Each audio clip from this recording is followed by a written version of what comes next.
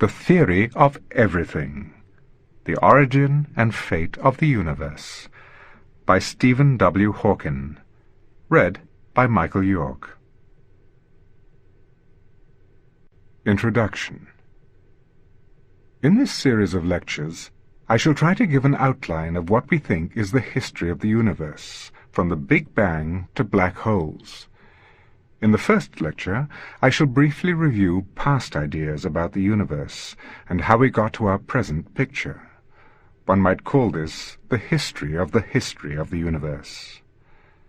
In the second lecture, I shall describe how both Newton's and Einstein's theories of gravity led to the conclusion that the universe could not be static. It had to be either expanding or contracting.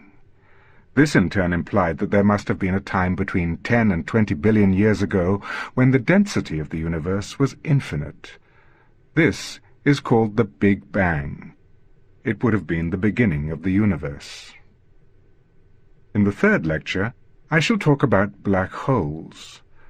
These are formed when a massive star, or an even larger body, collapses in on itself, under its own gravitational pull. According to Einstein's general theory of relativity, anyone foolish enough to fall into a black hole will be lost forever. They will not be able to come out of the black hole again. Instead, history, as far as they are concerned, will come to a sticky end at a singularity. However, general relativity is a classical theory. That is, it doesn't take into account the uncertainty principle of quantum mechanics. In the fourth lecture, I shall describe how quantum mechanics allows energy to leak out of black holes. Black holes aren't as black as they are painted. In the fifth lecture, I shall apply quantum mechanical ideas to the Big Bang and the origin of the universe. This leads to the idea that space-time may be finite in extent, but without boundary or edge. It would be like the surface of the Earth, but with 2 more dimensions. In the sixth lecture, I shall show how this new boundary proposal could explain why the past is so different from the future, even though the laws of physics are time-symmetric. Finally, in the seventh lecture, I shall describe how we are trying to find a unified theory that will include quantum mechanics, gravity, and all the other interactions of physics. If we achieve this, we shall really understand the universe and our position in it. First lecture. Ideas about the universe. As long ago as 340 BC, Aristotle, in his book On the Heavens, was able to put forward 2 good arguments for believing that the Earth was a round ball rather than a flat plate. First, he realized that eclipses of the moon were caused by the Earth coming between the sun and the moon. The Earth's shadow on the moon was always round, which would be true only if the Earth was spherical. If the Earth had been a flat disk, the shadow would have been elongated and elliptical, unless the eclipse always occurred at a time when the sun was directly above the center of the disk. Second, the Greeks knew from their travels that the pole star appeared lower in the sky when viewed in the south than it did in more northerly regions. From the difference in the apparent position of the pole star in Egypt and Greece, Aristotle even quoted an estimate that the distance around the Earth was 400,000 stadia. It is not known exactly what length a stadium was, but it may have been about 200 yards. This would make Aristotle's estimate about twice the currently accepted figure. The Greeks even had a third argument, that the Earth must be round, for why else does one first see the sails of a ship coming over the horizon and only later see the hull? Aristotle thought that the Earth was stationary, and that the sun, the moon, and the planets and the stars moved in circular orbits about the Earth. He believed this because he felt, for mystical reasons, that the Earth was the center of the universe, and that circular motion was the most perfect. This idea was elaborated by Ptolemy in the 1st century AD into a complete cosmological model. The Earth, stood at the centre, surrounded by 8 spheres, which carried the moon, the sun, the stars, and the 5 planets known at the time: Mercury, Venus, Mars, Jupiter, and Saturn. The planets themselves moved on smaller circles attached to their respective spheres, in order to account for their rather complicated observed paths in the sky. The outermost sphere carried the so-called fixed stars, which always stay in the same positions relative to each other, but which rotate together across the sky. What lay beyond the last sphere was never made very clear, but it certainly was not part of mankind's observable universe. Ptolemy's model provided a reasonably accurate system for predicting the positions of heavenly bodies in the sky. But in order to predict these positions correctly, Ptolemy had to make an assumption that the moon followed a path that sometimes brought it twice as close to the earth as at other times, and that meant that the moon had sometimes to appear twice as big as it usually does. Ptolemy was aware of this flaw, but nevertheless his model was generally, although not universally, accepted. It was adopted by the Christian Church as the picture of the universe that was in accordance with Scripture. It had the great advantage that it left lots of room outside the sphere of fixed stars for heaven and hell. A much simpler model, however, was proposed in 1514 by a Polish priest, Nicholas Copernicus. At first, for fear of being accused of heresy, Copernicus published his model anonymously. His idea was that the sun was stationary at the center, and that the earth and the planets moved in circular orbits around the sun. Sadly for Copernicus, nearly a century passed before this idea was to be taken seriously.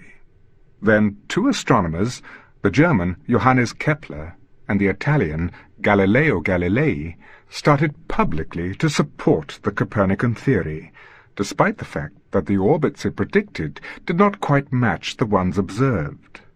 The death of the Aristotelian Ptolemaic theory came in 1609. In that year Galileo started observing the night sky with a telescope which had just been invented. When he looked at the planet Jupiter, Galileo found that it was accompanied by several small satellites or moons which orbited around it. This implied that everything did not have to orbit directly around the Earth, as Aristotle and Ptolemy had thought. It was, of course, still possible to believe that the Earth was stationary at the center of the universe, but that the moons of Jupiter moved on extremely complicated paths around the Earth, giving the appearance that they orbited Jupiter. However, Copernicus's theory was much simpler. At the same time, Kepler had modified Copernicus's theory, suggesting that the planets moved not in circles, but in ellipses. The predictions now finally matched the observations. As far as Kepler was concerned, elliptical orbits were merely an ad hoc hypothesis, and a rather repugnant one at that, because ellipses were clearly less perfect than circles. Having discovered almost by accident that elliptical orbits fitted the observations well, he could not reconcile them with his idea that the planets were made to orbit the sun by magnetic forces. An explanation was provided only much later, in 1687, when Newton published his Principia Mathematica Naturalis Causae. This was probably the most important single work ever published in the physical sciences. In it, Newton not only put forward a theory of how bodies moved in space and time, but he also developed the mathematics needed to analyze those motions. In addition, Newton postulated a law of universal gravitation. This said that each body in the universe was attracted toward every other body by a force which was stronger the more massive the bodies, and the closer they were to each other. It was the same force which caused objects to fall to the ground. The story that Newton was hit on the head by an apple is almost certainly apocryphal. All Newton himself ever said was that the idea of gravity came to him as he sat in a contemplative mood, and was occasioned by the fall of an apple. Newton went on to show that, according to his law, gravity causes the moon to move in an elliptical orbit around the Earth, and causes the Earth and the planets to follow elliptical paths around the Sun. The Copernican model got rid of Ptolemy's celestial spheres, and with them the idea that the universe had a natural boundary. The fixed stars did not appear to change their relative positions as the Earth went around the Sun. It therefore became natural to suppose that the fixed stars were objects like our Sun, but much farther away. This raised a problem. Newton realized that according to his theory of gravity, the stars should attract each other. So it seemed they could not remain essentially motionless. Would they not all fall together at some point? In a letter in 1691 to Richard Bentley, another leading thinker of his day, Newton argued that this would indeed happen if there were only a finite number of stars. But he reasoned that if, on the other hand, there were an infinite number of stars distributed more or less uniformly over infinite space, this would not happen because there would not be any central point for them to fall to. This argument is an instance of the pitfalls that one can encounter when one talks about infinity. In an infinite universe, every point can be regarded as the center, because every point has an infinite number of stars on each side of it. The correct approach, it was realized only much later, is to consider the finite situation in which the stars all fall in on each other. One then asks how things change if one adds more stars, roughly uniformly distributed outside this region. According to Newton's law, the extra stars would make no difference at all to the original ones, and so the stars would fall in just as fast. We can add as many stars as we like, but they will still always collapse in on themselves. We now know it is impossible to have an infinite static model of the universe, in which gravity is always attractive. It is an interesting reflection on the general climate of thought before the 20th century that no one had suggested that the universe was expanding or contracting.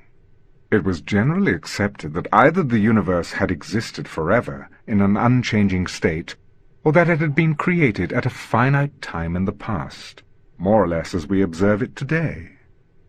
In part, this may have been due to people's tendency to believe in eternal truths, as well as the comfort they found in the thought that even though they may grow old and die, the universe is unchanging. Even those who realized that Newton's theory of gravity showed that the universe could not be static did not think to suggest that it might be expanding. Instead, they attempted to modify the theory by making the gravitational force repulsive at very large distances. This did not significantly affect their predictions of the motions of the planets, but it would allow an infinite distribution of stars to remain in equilibrium, with the attractive forces between nearby stars being balanced by the repulsive forces from those that were farther away. However, we now believe such an equilibrium would be unstable. If the stars in some region got only slightly near each other, the attractive forces between them would become stronger and would dominate over the repulsive forces. This would mean that the stars would continue to fall toward each other. On the other hand, if the stars got a bit farther away from each other, the repulsive forces would dominate and drive them farther apart. Another objection to an infinite static universe is normally ascribed to the German philosopher Heinrich Olbers. In fact, various contemporaries of Newton had raised the problem, and the Olbers article of 1823 was not even the first to contain plausible arguments on this subject. It was, however, the first to be widely noted. The difficulty is that in an infinite static universe, nearly every line or side would end on the surface of a star. Thus one would expect that the whole sky would be as bright as the sun, even at night.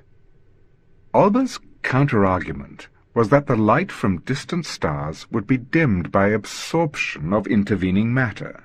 However, if that happened, the intervening matter would eventually heat up until it glowed as brightly as the stars. The only way of avoiding the conclusion that the whole of the night sky should be as bright as the surface of the sun would be if the stars had not been shining forever, but had turned on at some finite time in the past. In that case, the absorbing matter might not have heated up yet, or the light from distant stars might not yet have reached us. And that brings us to the question of what could have caused the stars to have turned on in the first place. The beginning of the universe.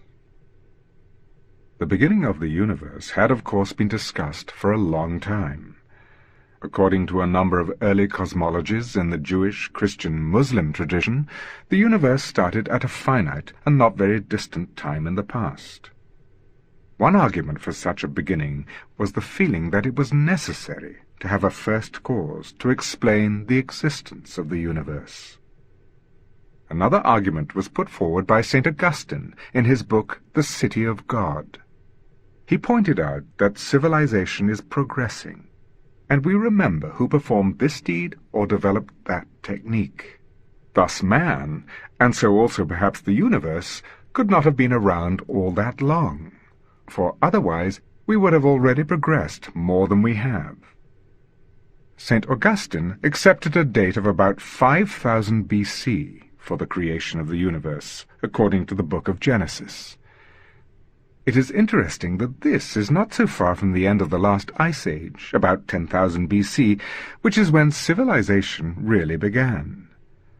Aristotle and most of the other Greek philosophers, on the other hand, did not like the idea of a creation, because it smacked too much of divine intervention.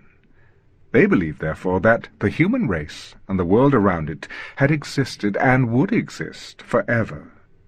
They had already considered the argument about progress, described earlier, and answered it by saying that there had been periodic floods or other disasters that repeatedly set the human race right back to the beginning of civilization. When most people believed in an essentially static and unchanging universe, the question of whether or not it had a beginning was really one of metaphysics or theology. One could account for what was observed either way.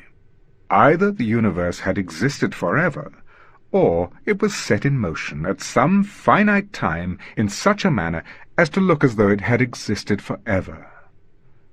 But in 1929, Edwin Hubble made the landmark observation that wherever you look, distant stars are moving rapidly away from us. In other words, the universe is expanding.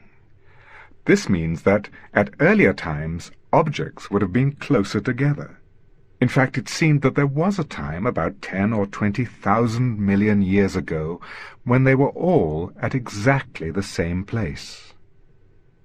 This discovery finally brought the question of the beginning of the universe into the realm of science. Hubble's observations suggested that there was a time called the Big Bang, when the universe was infinitesimally small and therefore infinitely dense. If there were events earlier than this time, then they could not affect what happens at the present time. Their existence can be ignored because it would have no observational consequences. One may say that time had a beginning at the Big Bang, in the sense that earlier time simply could not be defined. It should be emphasized that this beginning in time is very different from those that had been considered previously. In an unchanging universe, a beginning in time is something that has to be imposed by some being outside the universe. There is no physical necessity for a beginning. One can imagine that God created the universe at literally any time in the past. On the other hand, if the universe is expanding, there may be physical reasons why there had to be a beginning. One could still believe that God created the universe at the instant of the Big Bang. He could even have created it at a later time, in just such a way as to make it look as though there had been a Big Bang. But it would be meaningless to suppose that it was created before the Big Bang. An expanding universe does not preclude a creator, but it does place limits on when he might have carried out his job. Second lecture. The Expanding Universe. Our Sun and the nearby stars are all part of a vast collection of stars called the Milky Way Galaxy. For a long time it was thought that this was the whole universe. It was only in 1924 that the American astronomer Edwin Hubble demonstrated that ours was not the only galaxy. There were in fact many others with vast tracts of empty space between them. In order to prove this, he needed to determine the distances to these other galaxies. We can determine the distance of nearby stars by observing how they change position as the Earth goes around the Sun. But other galaxies are so far away that unlike nearby stars, they really do appear fixed. Hubble was forced, therefore, to use indirect methods to measure the distances. Now, the apparent brightness of a star depends on two factors: its luminosity and how far it is from us. For nearby stars, we can measure both their apparent brightness and their distance, so we can work out their luminosity. Conversely, if we knew the luminosity of stars in other galaxies, we could work out their distance by measuring their apparent brightness. Hubble argued that there were certain types of stars that always had the same luminosity when they were near enough for us to measure. If, therefore, we found such stars in another galaxy, we could assume that they had the same luminosity. Thus, we could calculate the distance to that galaxy. If we could do this for a number of stars in the same galaxy, and our calculations always gave the same distance, we could be fairly confident of our estimate. In this way, Edwin Hubble worked out the distances to 9 different galaxies. We now know that our galaxy is only one of some 100,000 million that can be seen using modern telescopes, each galaxy itself containing some 100,000 million stars. We live in a galaxy that is about 100,000 light-years across and is slowly rotating. The stars in its spiral arms orbit around its center about once every 100 million years. Our Sun is just an ordinary, average-sized yellow star near the outer edge of one of the spiral arms. We have certainly come a long way since Aristotle and Ptolemy, when we thought that the Earth was the center of the universe. Stars are so far away that they appear to us to be just pinpoints of light. We cannot determine their size or shape, so how can we tell different types of stars apart? For the vast majority of stars, there is only one characteristic feature that we can observe: the color of their light. Newton discovered that if light from the sun passes through a prism, it breaks up into its component colors, its spectrum, like in a rainbow. By focusing a telescope on an individual star or galaxy, one can similarly observe the spectrum of the light from that star or galaxy. Different stars have different spectra, but the relative brightness of the different colors is always exactly what one would expect to find in the light emitted by an object that is glowing red-hot. This means that we can tell a star's temperature from the spectrum of its light. Moreover, we find that certain very specific colors are missing from stars' spectra, and these missing colors may vary from star to star.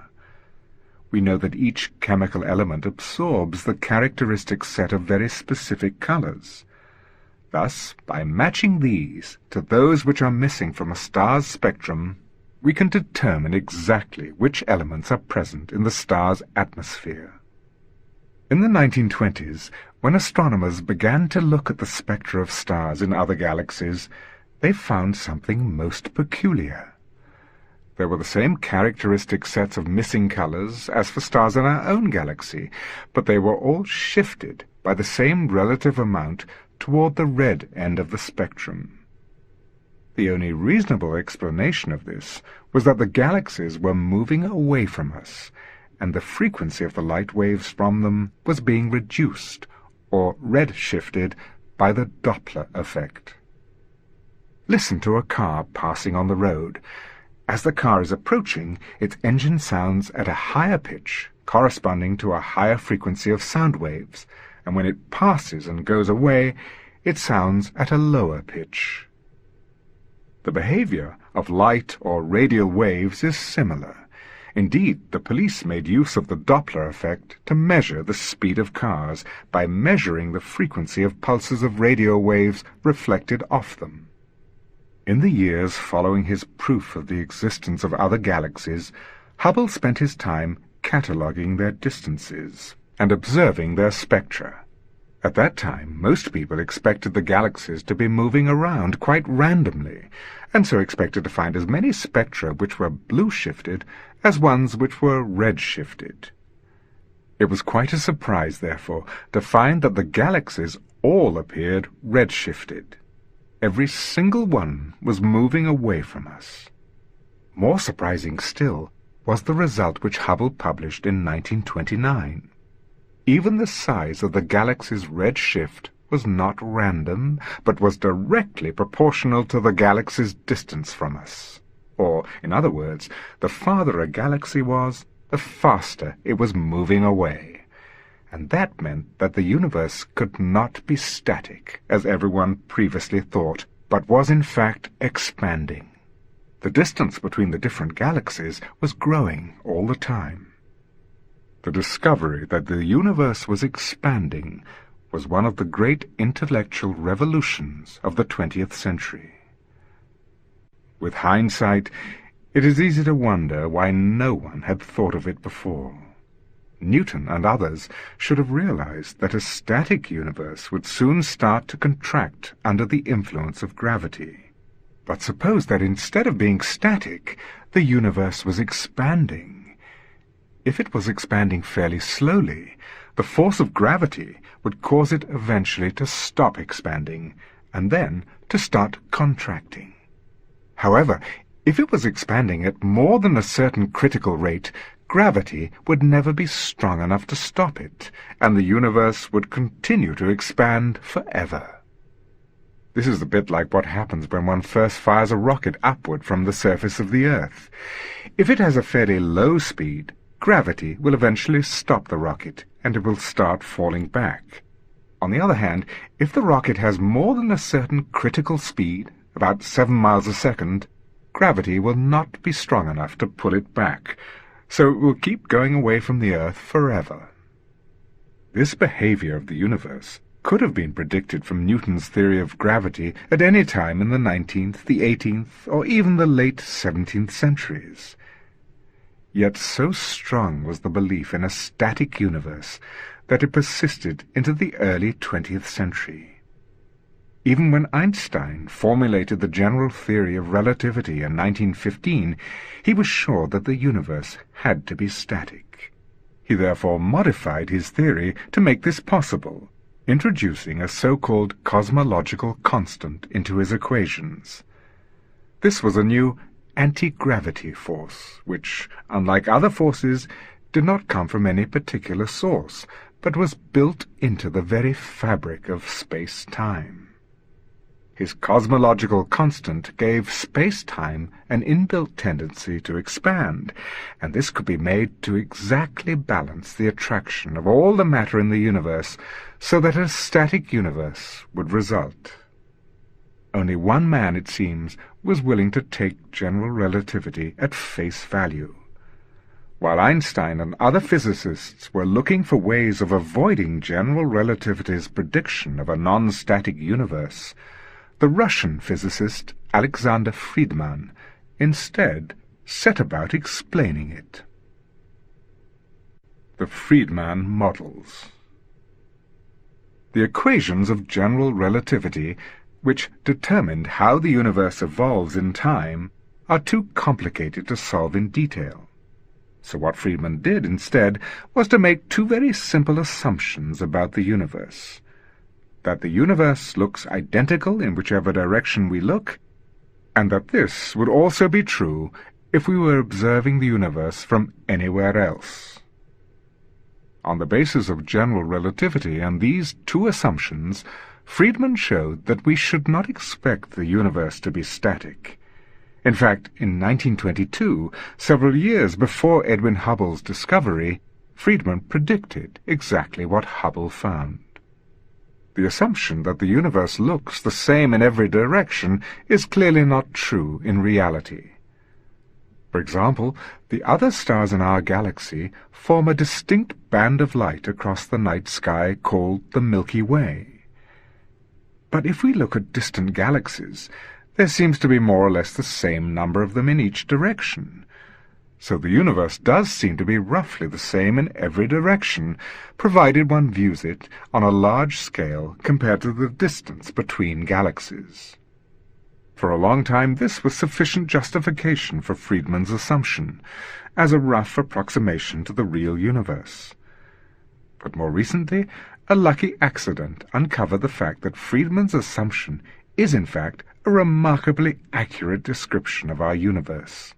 In 1965, two American physicists, Arno Penzias and Robert Wilson, were working at the Bell Labs in New Jersey on the design of a very sensitive microwave detector for communicating with orbiting satellites. They were worried when they found that their detector was picking up more noise than it ought to, and that the noise did not appear to be coming from any particular direction. First they looked for bird droppings on their detector and checked for other possible malfunctions, but soon ruled these out. They knew that any noise from within the atmosphere would be stronger when the detector is not pointing straight up than when it is, because the atmosphere appears thicker when looking at an angle to the vertical. The extra noise was the same whichever direction the detector pointed, so it must have come from outside the atmosphere. It was also the same day and night throughout the year, even though the Earth was rotating on its axis and orbiting around the Sun. This showed that the radiation must be coming from beyond the solar system, and even from beyond the galaxy, as otherwise it would vary as the Earth pointed the detector in different directions. In fact, we know that the radiation must have traveled to us across most of the observable universe. Since it appears to be the same in different directions, the universe must also be the same in every direction, at least on a large scale. We now know that whichever direction we look in, this noise never varies by more than 1 part in 10,000. So Penzias and Wilson had unwittingly stumbled across a remarkably accurate confirmation of Friedman's first assumption. At roughly the same time, two American physicists at nearby Princeton University, Bob Dickey and Jim Peebles, were also taking an interest in microwaves. They were working on a suggestion made by George Gamow, once a student of Alexander Friedman, that the early universe should have been very hot and dense, glowing white-hot. Dickey and Peebles argued that we should still be able to see this glowing, because light from very distant parts of the early universe would only just be reaching us now. However, the expansion of the universe meant that this light should be so greatly redshifted that it would appear to us now as microwave radiation. Dickey and Peebles were looking for this radiation when Penzias and Wilson heard about their work and realized that they had already found it. For this, Penzias and Wilson were awarded the Nobel Prize in 1978, which seems a bit hard on Dickey and Peebles. Now, at first sight, all this evidence that the universe looks the same whichever direction we look in might seem to suggest that there is something special about our place in the universe. In particular, it might seem that if we observe all other galaxies to be moving away from us, then we must be at the center of the universe. There is, however, an alternative explanation. The universe might also look the same in every direction as seen from any other galaxy. This, as we have seen, was Friedman's second assumption. We have no scientific evidence for or against this assumption. We believe it only on grounds of modesty. It will be most remarkable if the universe looked the same in every direction around us, but not around other points in the universe. In Friedman's model, All the galaxies are moving directly away from each other. The situation is rather like steadily blowing up a balloon which has a number of spots painted on it. As the balloon expands, the distance between any two spots increases, and there is no spot that can be said to be the center of the expansion. Moreover, the farther apart the spots are, the faster they will be moving apart. Similarly, in Friedmann's model, the speed at which any two galaxies are moving apart is proportional to the distance between them.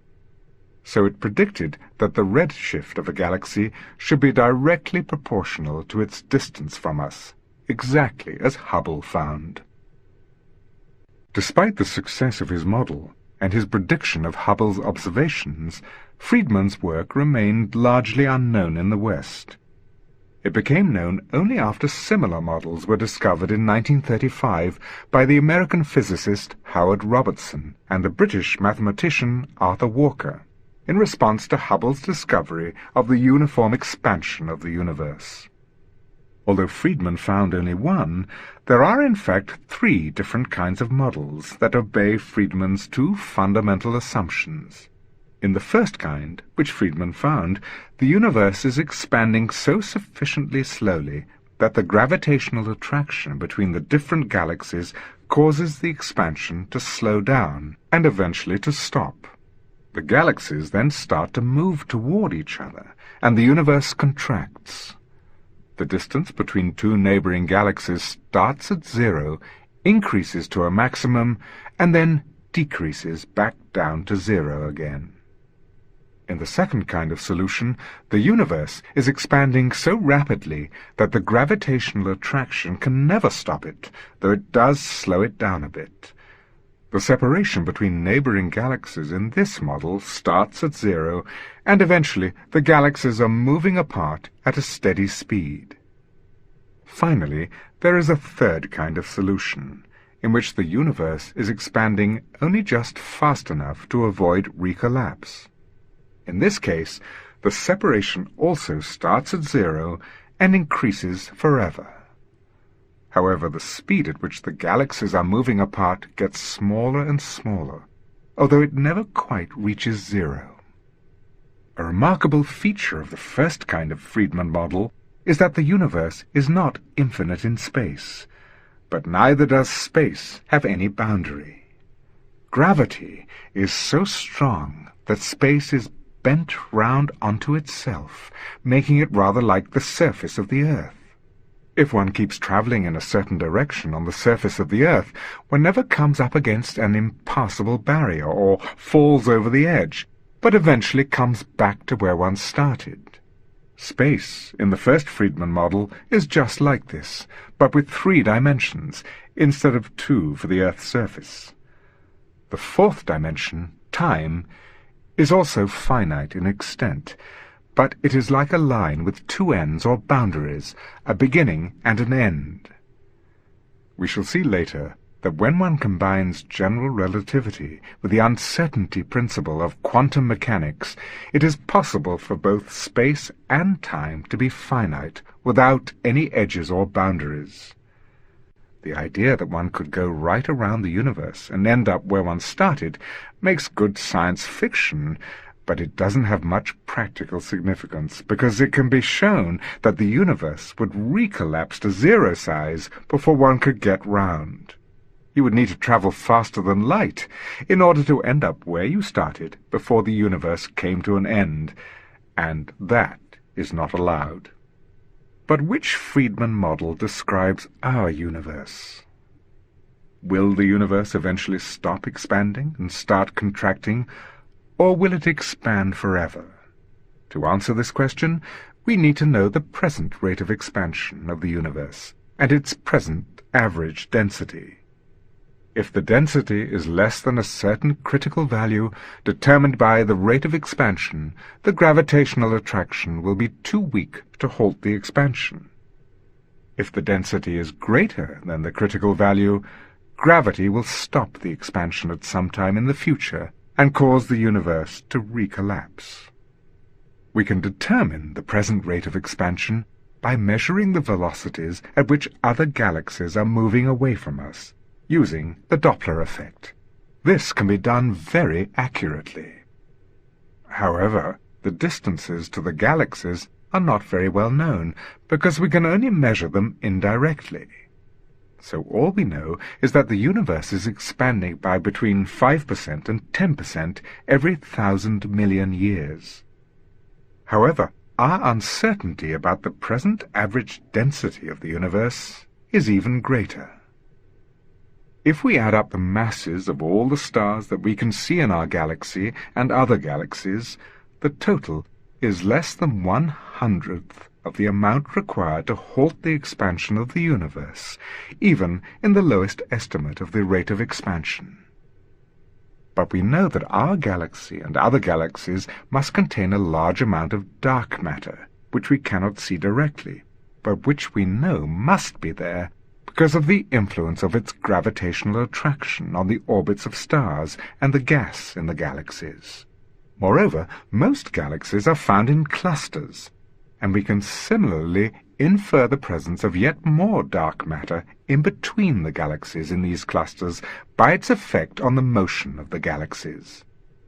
When we add up all this dark matter, we still get only about 1/10th of the amount required to halt the expansion. However, there might be some other form of matter which we have not yet detected, and which might still raise the average density of the universe up to the critical value needed to halt the expansion. The present evidence, therefore, suggests that the universe will probably expand forever. But don't bank on it.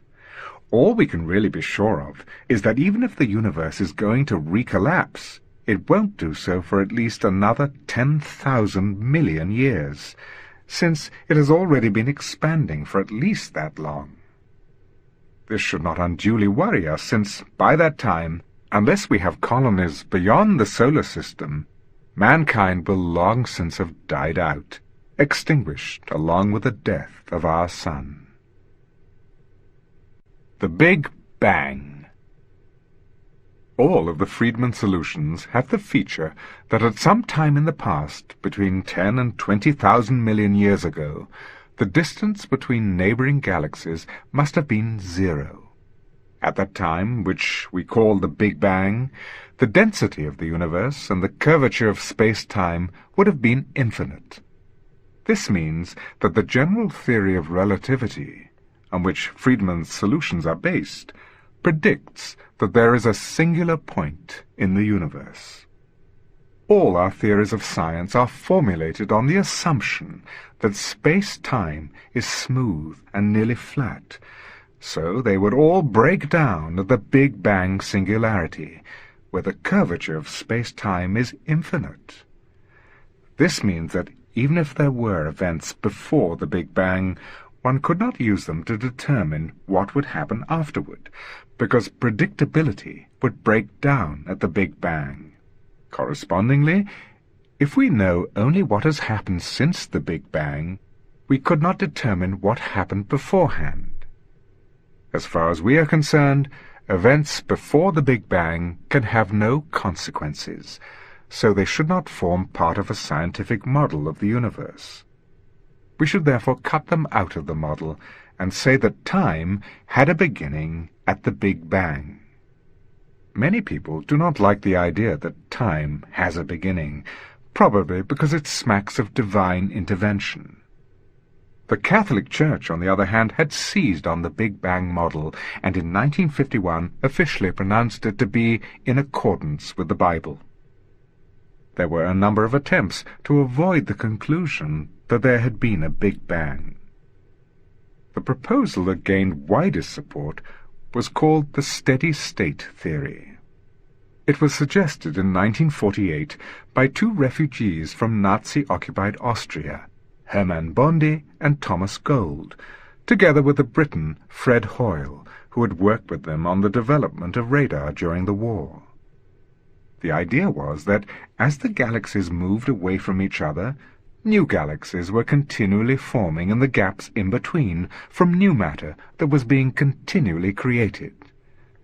The universe would therefore look roughly the same at all times as well as at all points of space. The steady-state theory required a modification of general relativity to allow for the continual creation of matter, but the rate that was involved was so low, about 1 particle per cubic kilometre per year, that it was not in conflict with experiment. The theory was a good scientific theory, in the sense that it was simple, and it made definite predictions that could be tested by observation. One of these predictions was that the number of galaxies or similar objects in any given volume of space should be the same wherever and whenever we looked in the universe. In the late 1950s and early 1960s, a survey of sources of radio waves from outer space was carried out at Cambridge by a group of astronomers led by Martin Ryle. The Cambridge group showed that most of these radio sources must lie outside our galaxy, and also that there were many more weak sources than strong ones. They interpreted the weak sources as being the more distant ones, and the stronger ones as being near. Then there appeared to be fewer sources per unit volume of space for the nearby sources than for the distant ones. This could have meant that we were at the center of a great region in the universe, in which the sources were fewer than elsewhere. Alternatively, it could have meant that the sources were more numerous in the past, at the time that the radio waves left on their journey to us, than they are now.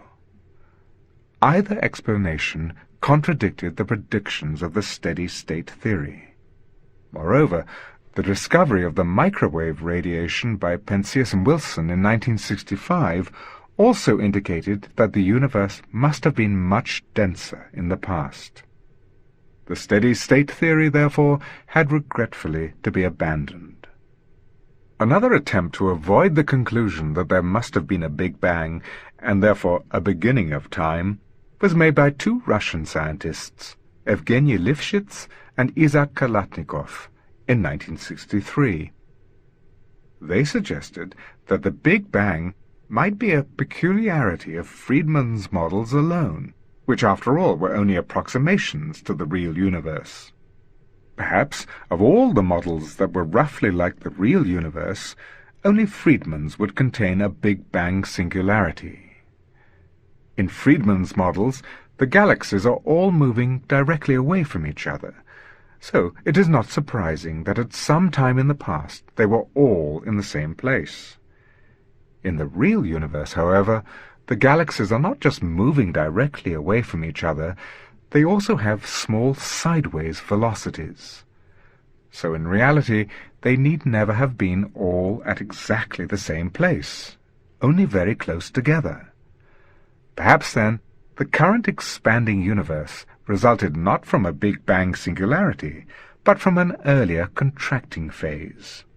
As the universe had collapsed, the particles in it might not have all collided, but they might have flown past and then away from each other, producing the present expansion of the universe.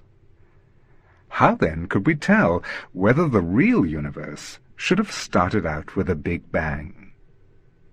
What Lifshitz and Kalatnikov did was to study models of the universe which were roughly like Friedmann's models, but which took account of the irregularities and random velocities of galaxies in the real universe.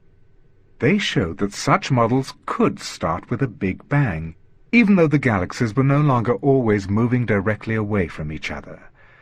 But they claimed that this was still only possible in certain exceptional models, in which the galaxies were all moving in just the right way.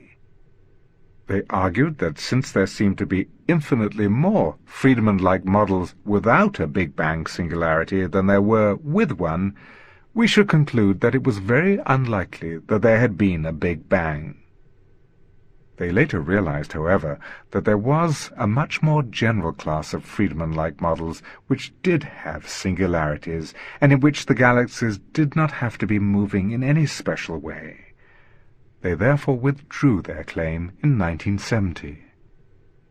The work of Lifshitz and Kalatnikov was valuable because it showed that the universe could have had a singularity, a Big Bang, if the general theory of relativity was correct. However, it did not resolve the crucial question: does general relativity predict that our universe should have the Big Bang, a beginning of time? The answer to this came out of a completely different approach started by a British physicist, Roger Penrose, in 1965. He used the way light cones behave in general relativity, and the fact that gravity is always attractive, to show that a star that collapses under its own gravity is trapped in a region whose boundary eventually shrinks to zero size. This means that all the matter in the star will be compressed into a region of zero volume, so the density of matter and the curvature of space-time become infinite. In other words, one has a singularity contained within a region of space-time known as a black hole. At first sight, Penrose's result didn't have anything to say about the question of whether there was a Big Bang singularity in the past. However, at the time that Penrose produced his theorem, I was a research student desperately looking for a problem with which to complete my PhD thesis. I realized that if one reversed the direction of time in Penrose's theorem so that the collapse became an expansion, the conditions of his theorem would still hold, provided the universe were roughly like a Friedmann model on large scales at the present time. Penrose's theorem had shown that any collapsing star must end in a singularity. The time-reversed argument showed that any Friedmann-like expanding universe must have begun with a singularity. For technical reasons, Penrose's theorem required that the universe be infinite in space. So I could use it to prove that there should be a singularity only if the universe was expanding fast enough to avoid collapsing again, because only that Friedmann model was infinite in space. During the next few years, I developed new mathematical techniques to remove this and other technical conditions from the theorems that proved that singularities must occur. The final result was a joint paper by Penrose and myself in 1970, which proved that there must have been a Big Bang singularity, provided only that general relativity is correct, and that the universe contains as much matter as we observe. There was a lot of opposition to our work, partly from the Russians, who followed the party line laid down by Lifshitz and Kalatnikov, and partly from people who felt that the whole idea of singularities was repugnant and spoiled the beauty of Einstein's theory. However, one cannot really argue with the mathematical theorem, so it is now generally accepted that the universe must have a beginning. Third lecture: Black Holes. The term black hole is of very recent origin. It was coined in 1969 by the American scientist John Wheeler as a graphic description of an idea that goes back at least 200 years. At that time, there were two theories about light. One was that it was composed of particles, the other that it was made of waves. We now know that really both theories are correct. By the wave-particle duality of quantum mechanics, light can be regarded as both a wave and a particle.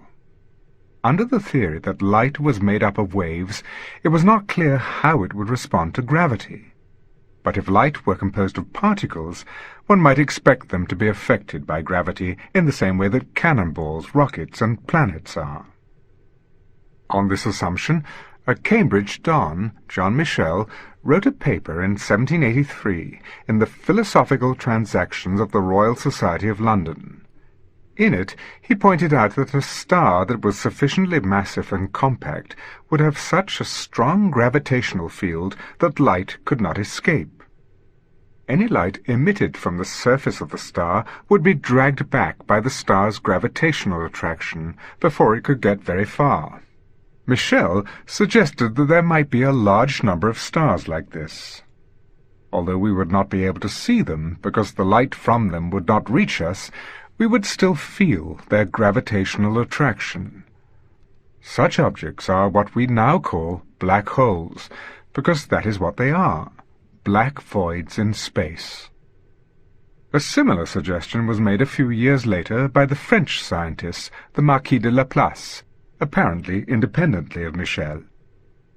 Interestingly enough, he included it in only the first and second editions of his book, The System of the World, and left it out of later editions. Perhaps he decided that it was a crazy idea. In fact, it is not really consistent to treat light like cannonballs in Newton's theory of gravity, because the speed of light is fixed. A cannonball fired upward from the earth will be slowed down by gravity and will eventually stop and fall back. A photon, however, must continue upward at a constant speed. How, then, can Newtonian gravity affect light? A consistent theory of how gravity affects light did not come until Einstein proposed general relativity in 1915. And even then, it was a long time before the implications of the theory for massive stars were worked out. To understand how a black hole might be formed, we first need an understanding of the life cycle of a star. A star is formed when a large amount of gas, mostly hydrogen, starts to collapse in on itself due to its gravitational attraction. As it contracts, the atoms of the gas collide with each other more and more frequently, and at greater and greater speeds. The gas heats up. Eventually, the gas will be so hot that when the hydrogen atoms collide, they no longer bounce off each other, but instead merge with each other to form helium atoms. The heat released in this reaction, which is like a controlled hydrogen bomb, is what makes the stars shine. This additional heat also increases the pressure of the gas until it is sufficient to balance the gravitational attraction, and the gas stops contracting. It is a bit like a balloon, where there is a balance between the pressure of the air inside, which is trying to make the balloon expand, and the tension in the rubber, which is trying to make the balloon smaller. The stars will remain stable like this for a long time, with the heat from the nuclear reactions balancing the gravitational attraction. Eventually, however, the star will run out of its hydrogen and other nuclear fuels.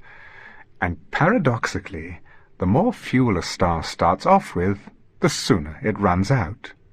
This is because the more massive the star is, the hotter it needs to be to balance its gravitational attraction. And the hotter it is, the faster it will use up its fuel. Our Sun has probably got enough fuel for another 5,000 million years or so, but more massive stars can use up their fuel in as little as 100 million years, much less than the age of the universe. When the star runs out of fuel, it will start to cool off, and so to contract. What might happen to it then was only first understood at the end of the 1920s. In 1928, an Indian graduate student named Subramanian Chandrasekhar set sail for England to study at Cambridge with the British astronomer Sir Arthur Eddington. Eddington was an expert on general relativity. There is a story that a journalist told Eddington in the early 1920s that he had heard there were only 3 people in the world who understood general relativity. Eddington replied, "I'm trying to think who the third person is." During his voyage from India, Chandrasekhar worked out how big a star could be and still separate itself against its own gravity after it had used up all its fuel. The idea was this: when the star becomes small, the matter particles get very near each other. But the Pauli exclusion principle says that 2 matter particles cannot have both the same position and the same velocity. The matter particles must therefore have very different velocities. This makes them move away from each other, and so tends to make the stars expand. A star can therefore maintain itself at a constant radius by a balance between the attraction of gravity and the repulsion that arises from the exclusion principle, just as earlier in its life the gravity was balanced by the heat. Chandrasekhar realized, however, that there is a limit to the repulsion that the exclusion principle can provide. The theory of relativity limits the maximum difference in the velocities of the matter particles in the star to the speed of light. This meant that when the star got sufficiently dense, the repulsion caused by the exclusion principle would be less than the attraction of gravity. Chandrasekhar calculated that a cold star of more than about 1.5 times the mass of the Sun would not be able to support itself against its own gravity. This mass is now known as the Chandrasekhar limit. This had serious implications for the ultimate fate of massive stars. If a star's mass is less than the Chandrasekhar limit, it can eventually stop contracting and settle down to a possible final state as a white dwarf, with a radius of a few thousand miles and a density of hundreds of tons per cubic inch. A white dwarf is supported by the exclusion principle repulsion between the electrons in its matter. We observe a large number of these white dwarf stars. One of the first to be discovered is the star that is orbiting around Sirius, the brightest star in the night sky. It was also realized that there was another possible final state for a star, also with a limiting mass of about 1 or 2 times the mass of the Sun, but much smaller than even the white dwarf. These stars would be supported by the exclusion principle repulsion between the neutrons and protons, rather than between electrons. They were therefore called neutron stars. They would have had a radius of only 10 miles or so, and a density of hundreds of millions of tons per cubic inch. At the time they were first predicted, there was no way that neutron stars could have been observed, and they were not detected until much later. Stars with masses above the Chandrasekhar limit, on the other hand, have a big problem when they come to the end of their fuel. In some cases they may explode or manage to throw off enough matter to reduce their mass below the limit. But it was difficult to believe that this always happened, no matter how big the star. How would it know that it had to lose weight? And even if every star managed to lose enough mass, what would happen if you added more mass to a white dwarf or neutron star to take it over the limit? Would it collapse to infinite density? Eddington was shocked by the implications of this, and refused to believe Chandrasekhar's result. He thought it was simply not possible that a star could collapse to a point. This was the view of most scientists. Einstein himself wrote a paper in which he claimed that stars would not shrink to 0 size. The hostility of other scientists, particularly of Eddington, his former teacher and the leading authority on the structure of stars, persuaded Chandrasekhar to abandon this line of work and turn instead to other problems in astronomy. However, when he was awarded the Nobel Prize in 1983, it was, at least in part, for his early work on the limiting mass of cold stars. Chandrasekhar had shown that the exclusion principle could not halt the collapse of a star more massive than the Chandrasekhar limit. But the problem of understanding what would happen to such a star, according to general relativity, was not solved until 1939 by a young American, Robert Oppenheimer. His result, however, suggested that there would be no observational consequences that could be detected by the telescopes of the day. Then the war intervened, and Oppenheimer himself became closely involved in the atom bomb project.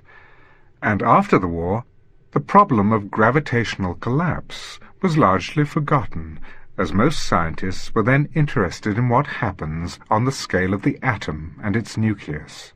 In the 1960s, however, interest in the large-scale problems of astronomy and cosmology was revived by a great increase in the number and range of astronomical observations brought about by the application of modern technology.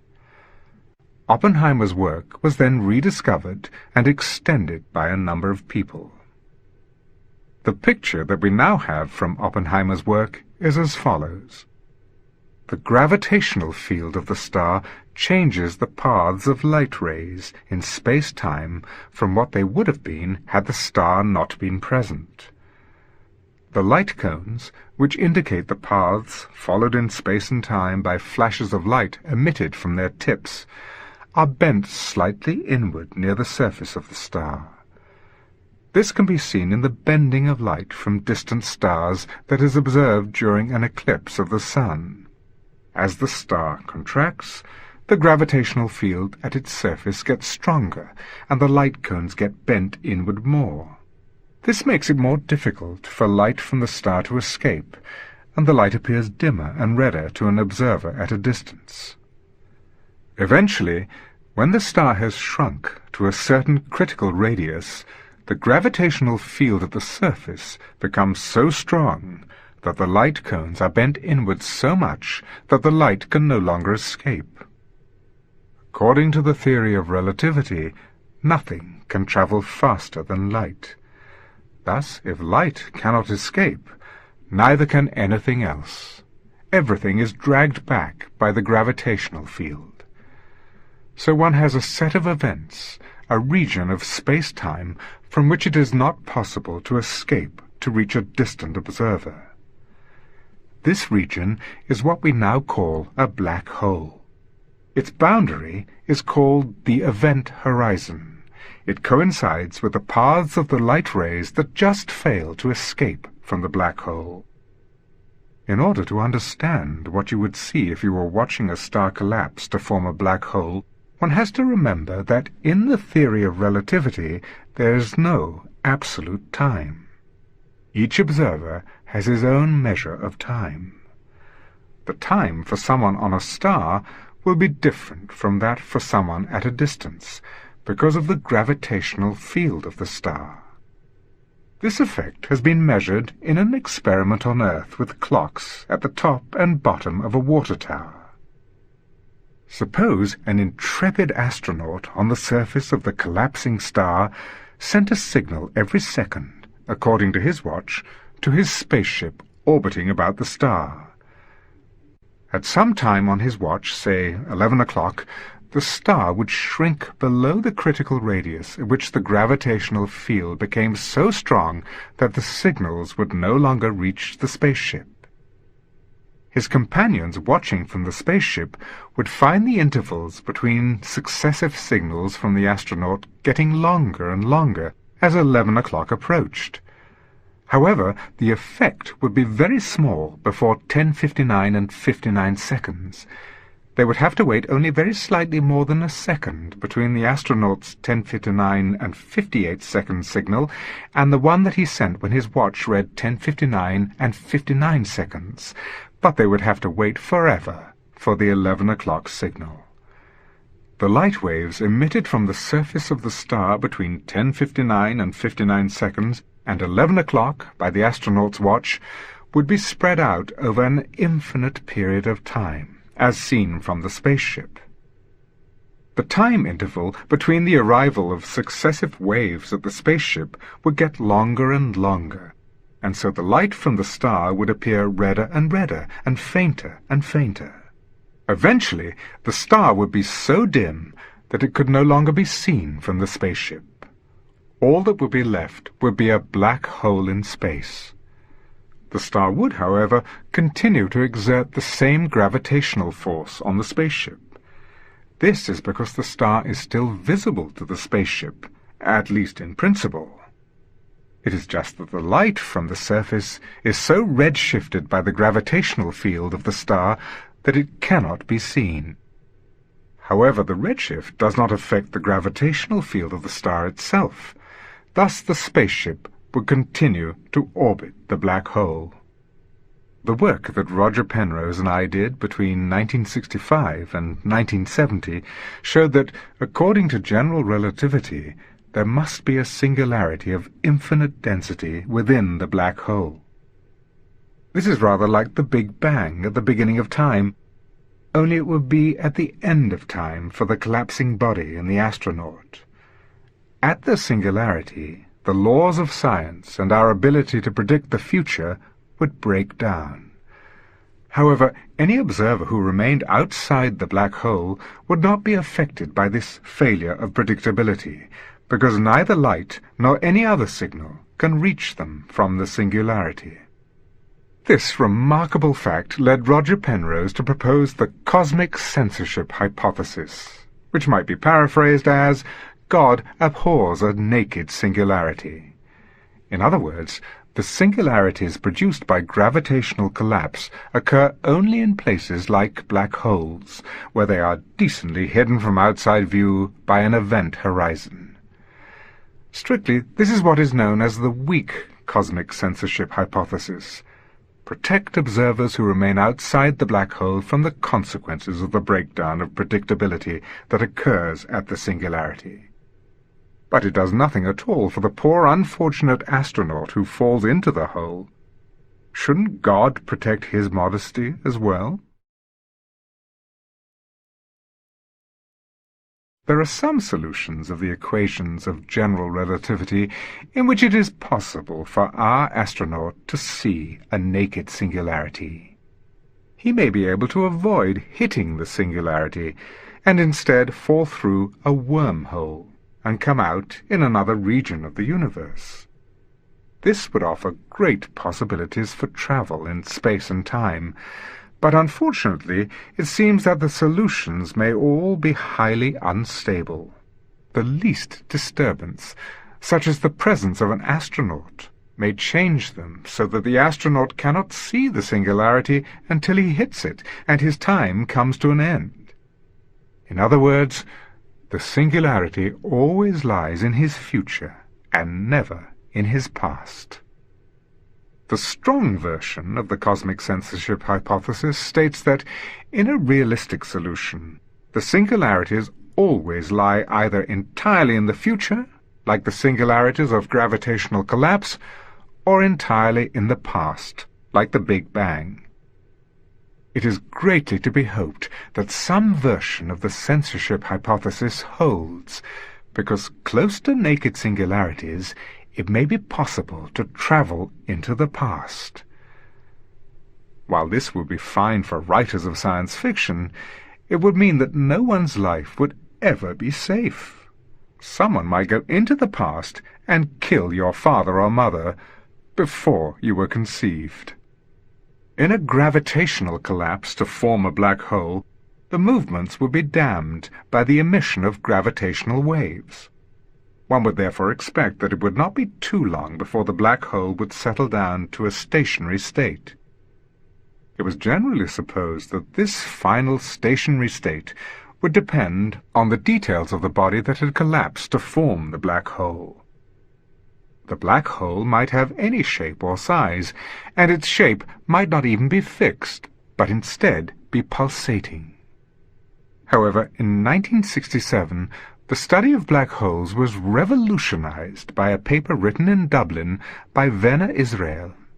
Israel showed that any black hole that is not rotating must be perfectly round or spherical.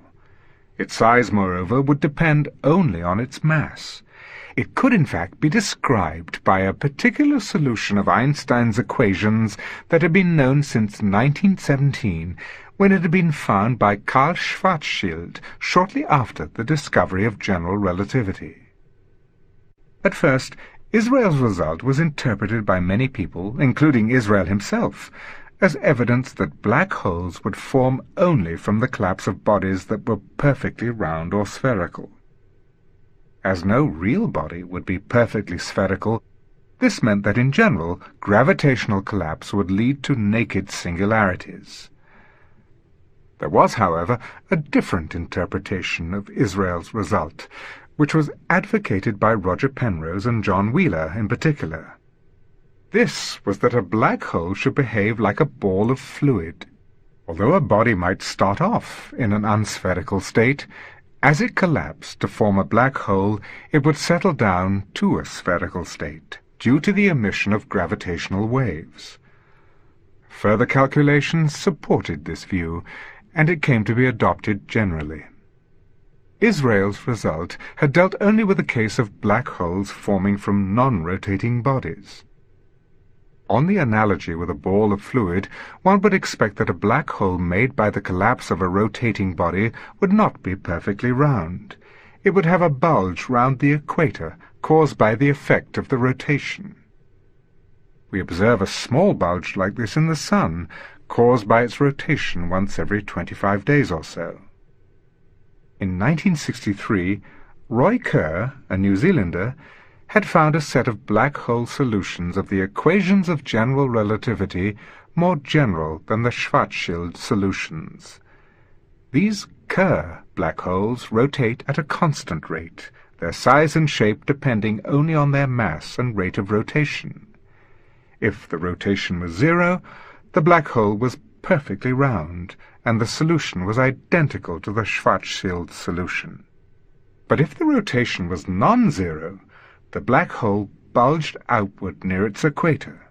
It was therefore natural to conjecture that a rotating body collapsing to form a black hole would end up in a state described by the Kerr solution. In 1970, a colleague and fellow research student of mine, Brandon Carter, took the first step toward proving this conjecture. He showed that, provided a stationary rotating black hole had an axis of symmetry, like a spinning top, then its size and shape would depend only on its mass and rate of rotation.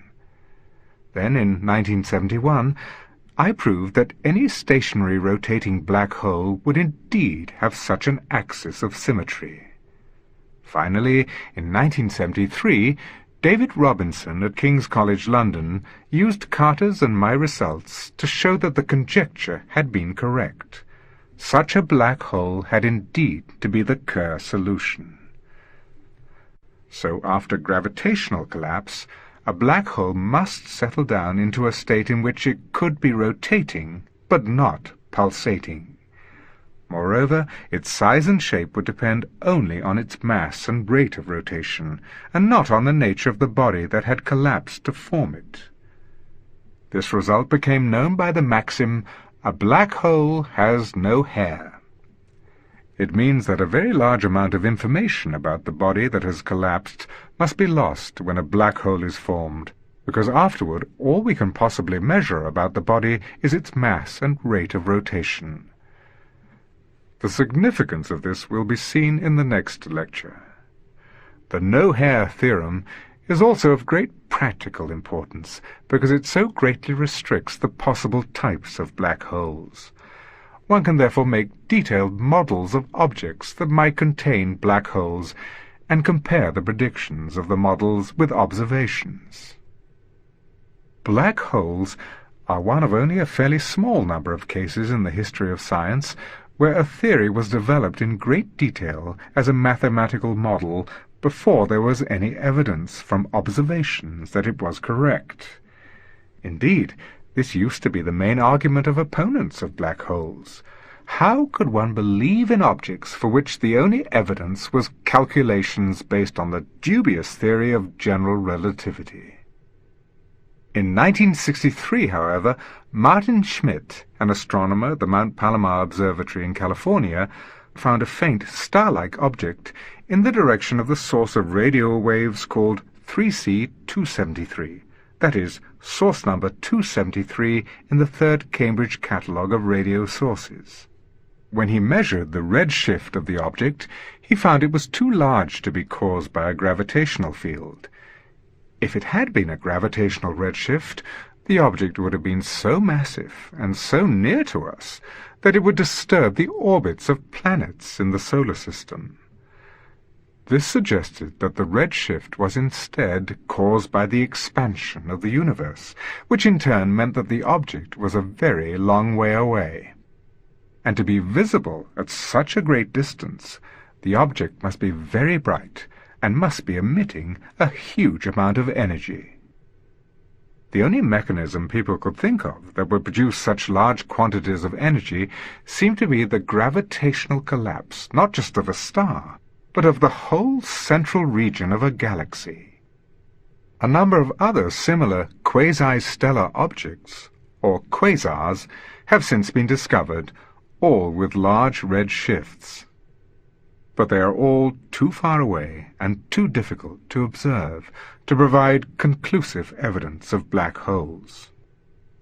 Further encouragement for the existence of black holes came in 1967 with the discovery by a research student at Cambridge, Jocelyn Bell, of some objects in the sky that were emitting regular pulses of radio waves. At first Jocelyn and her supervisor, Anthony Hewish, thought that they maybe had made contact with an alien civilization in the galaxy. Indeed, at the seminar at which they announced their discovery, I remember that they called the first 4 sources to be found LGM 1 to 4, LGM standing for Little Green Men. In the end, however, they and everyone else came to the less romantic conclusion that these objects, which were given the name pulsars, were in fact just rotating neutron stars. They were emitting pulses of radio waves because of a complicated indirection between their magnetic fields and surrounding matter.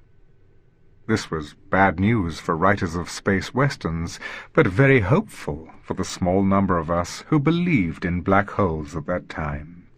It was the first positive evidence that neutron stars existed.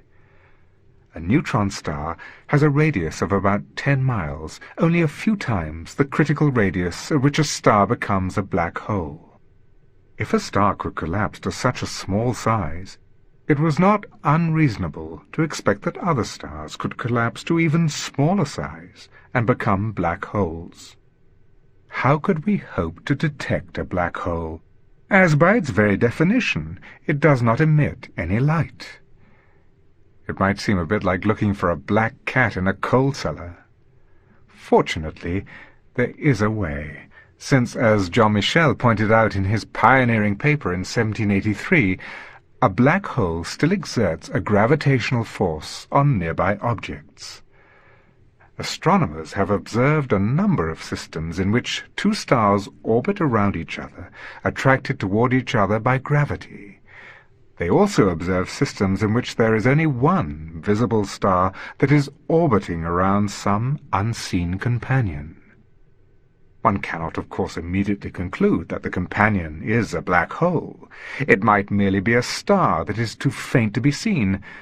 However, some of these systems, like the one called Cygnus X1, are also strong sources of X-rays. The best explanation for this phenomenon is that the X-rays are generated by matter that has been blown off the surface of the visible star. As it falls toward the unseen companion, it develops a spiral motion, rather like water running out of a bath, and it gets very hot, emitting X-rays. For this mechanism to work, the unseen object has to be very small, like a white dwarf, neutron star, or black hole. Now, from the observed motion of the visible star, one can determine the lowest possible mass of the unseen object. In the case of Cygnus X1, this is about 6 times the mass of the Sun. According to Chandrasekhar's result, this is too much for the unseen object to be a white dwarf. It is also too large a mass to be a neutron star. It seems, therefore, that it must be a black hole. There are other models to explain Cygnus X1 that do not include a black hole, but they are all rather far-fetched. A black hole seems to be the only really natural explanation of the observations. Despite this, I have a bet with Kip Thorne of the California Institute of Technology that in fact Cygnus X1 does not contain a black hole. This is a form of insurance policy for me. I've done a lot of work on black holes, and it would all be wasted if it turned out that black holes do not exist. But in that case, I would have the consolation of winning my bet, which would bring me 4 years of the magazine Private Eye. If black holes do exist, Kip will get only 1 year of Penthouse, because when we made the bet in 1975, we were 80% certain that Cygnus was a black hole. By now, I would say that we are about 95% certain, but The bet has yet to be settled. There is evidence for black holes in a number of other systems in our galaxy, and for much larger black holes at the centers of other galaxies and quasars. One can also consider the possibility that there might be black holes with masses much less than that of the Sun. Such black holes could not be formed by gravitational collapse, because their masses are below the Chandrasekhar mass limit. Stars of this low mass can support themselves against the force of gravity even when they have exhausted their nuclear fuel. So low-mass black holes could form only if matter were compressed to enormous densities by very large external pressures. Such conditions could occur in a very big hydrogen bomb. The physicist John Wheeler once calculated that if one took all the heavy water in all the oceans of the world, one could build a hydrogen bomb that would compress matter at the center so much that a black hole would be created. Unfortunately, however, there would be no one left to observe it. A more practical possibility is that such low-mass black holes might have been formed in the high temperatures and pressures of the very early universe. Black holes could have been formed if the early universe had not been perfectly smooth and uniform, because then a small region that was denser than average could be compressed in this way to form a black hole. But we know that there must have been some irregularities, because otherwise the matter in the universe would still be perfectly uniformly distributed at the present epoch, instead of being clumped together in stars and galaxies. Whether or not the irregularities required to account for stars and galaxies would have led to the formation of a significant number of these primordial black holes depends on the details of the conditions in the early universe. So, if we could determine how many primordial black holes there are now, we would learn a lot about the very early stages of the universe. Primordial black holes with masses of more than 1,000 million tons, the mass of a large mountain, could be detected only by their gravitational influence on other visible matter, or on the expansion of the universe. However, as we shall learn in the next lecture, black holes are not really black after all. They glow like a hot body, and the smaller they are, the more they glow. So, paradoxically, smaller black holes might actually turn out to be easier to detect than large ones. Fourth lecture. Black holes ain't so black. Before 1970, my research on general relativity had concentrated mainly on the question of whether there had been a Big Bang singularity. However, one evening in November of that year, shortly after the birth of my daughter, Lucy, I started to think about black holes as I was getting into bed. My disability made this rather a slow process, so I had plenty of time. At that date, there was no precise definition of which points in space-time lay inside a black hole and which lay outside. I had already discussed with Roger Penrose the idea of defining a black hole as the set of events from which it was not possible to escape to a large distance. This is now the generally accepted definition. It means that the boundary of the black hole, the event horizon, is formed by rays of light that just fail to get away from the black hole. Instead, they stay forever, hovering on the edge of the black hole. It is a bit like running away from the police and managing to keep one step ahead, but not being able to get clear away. Suddenly I realized that the paths of these light rays could not be approaching one another, because if they were, they must eventually run into each other. It would be like meeting someone else running away from the police in the opposite direction. You would both be caught, or, in this case, fall into a black hole. But if these rays of light were swallowed up by the black hole, then they could not have been on the boundary of the black hole. So light rays in the event horizon had always to be moving parallel to or away from each other. Another way of seeing this is that the event horizon, the boundary of the black hole, is like the edge of a shadow. It is the edge of the light of escape to a great distance, but equally it is the edge of the shadow of impending doom. And if you look at the shadow cast by a source at a great distance, such as the sun, you will see that the rays of light on the edge are not approaching each other. If the rays of light that form the event horizon, the boundary of the black hole, can never approach each other, the area of the event horizon could stay the same, or increase with time. It could never decrease, because that would mean that at least some of the rays of light in the boundary would have to be approaching each other. In fact, the area would increase whenever matter or radiation fell into the black hole. Also, suppose two black holes collided and merged together to form a single black hole. Then the area of the event horizon of the final black hole would be greater than the sum of the areas of the event horizons of the original black holes. This non-decreasing property of the event horizon's area placed an important restriction on the possible behavior of black holes. I was so excited with my discovery that I did not get much sleep that night. The next day I rang up Roger Penrose. He agreed with me. I think, in fact, that he had been aware of this property of the area. However, he had been using a slightly different definition of a black hole. He had not realized that the boundaries of the black hole, according to the two definitions, would be the same, provided the black hole had settled down to a stationary state.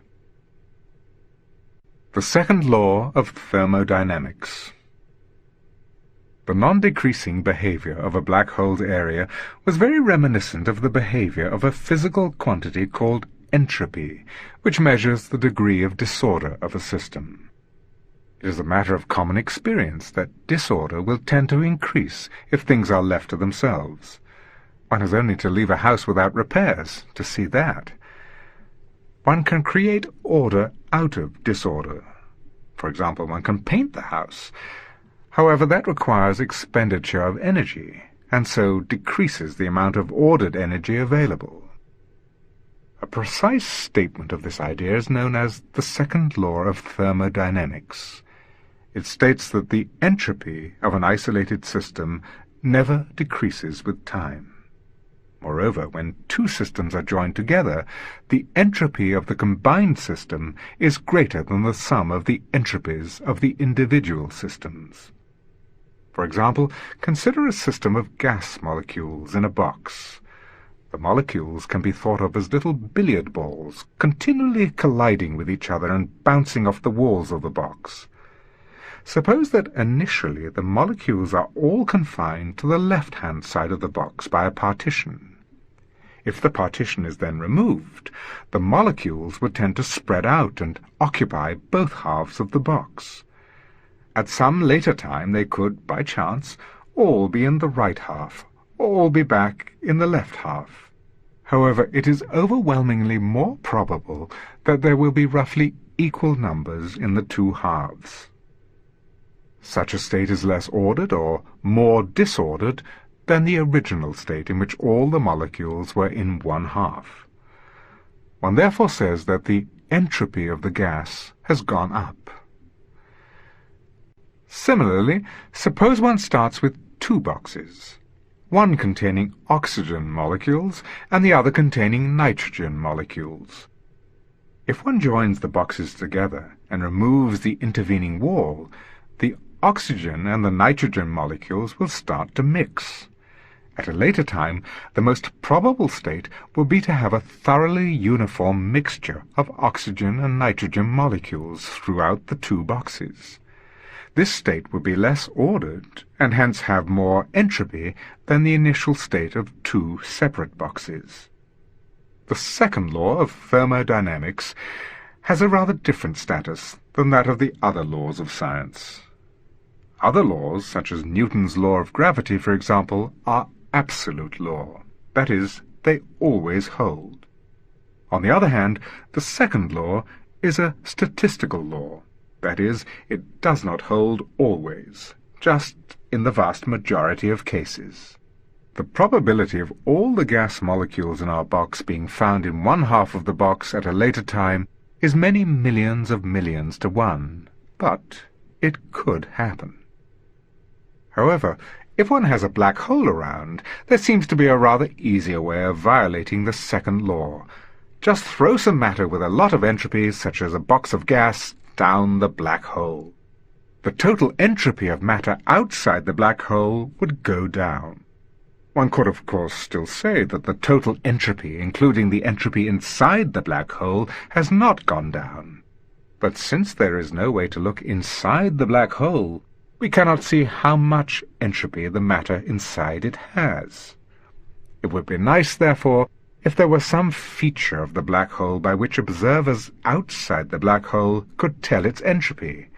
This should increase whenever matter carrying entropy fell into the black hole. Following my discovery that the area of the event horizon increased whenever matter fell into a black hole, a research student at Princeton named Jacob Bekenstein suggested that the area of the event horizon was a measure of the entropy of the black hole. As matter carrying the entropy fell into the black hole, the area of the event horizon would go up, so that the sum of the entropy of matter outside the black holes and the area of the horizons would never go down. This suggestion seemed to prevent the second law of thermodynamics from being violated in most situations. However, there was one fatal flaw. If a black hole has entropy, then it ought also to have a temperature. But a body with a non-zero temperature must emit radiation at a certain rate. It is a matter of common experience that if one heats up a poker in the fire, it glows red-hot and emits radiation. However, bodies at lower temperatures emit radiation too. One just does not normally notice it, because the amount is fairly small. This radiation is required in order to prevent violations of the second law. So black holes ought to emit radiation, but by their very definition, black holes are objects that are not supposed to emit anything. It therefore seemed that the area of the event horizon of a black hole could not be regarded as its entropy. In fact, in 1972, I wrote a paper on this subject with Brandon Carter and an American colleague, Jim Bardeen. We pointed out that, although there were many similarities between entropy and the area of the event horizon, there was this apparently fatal difficulty.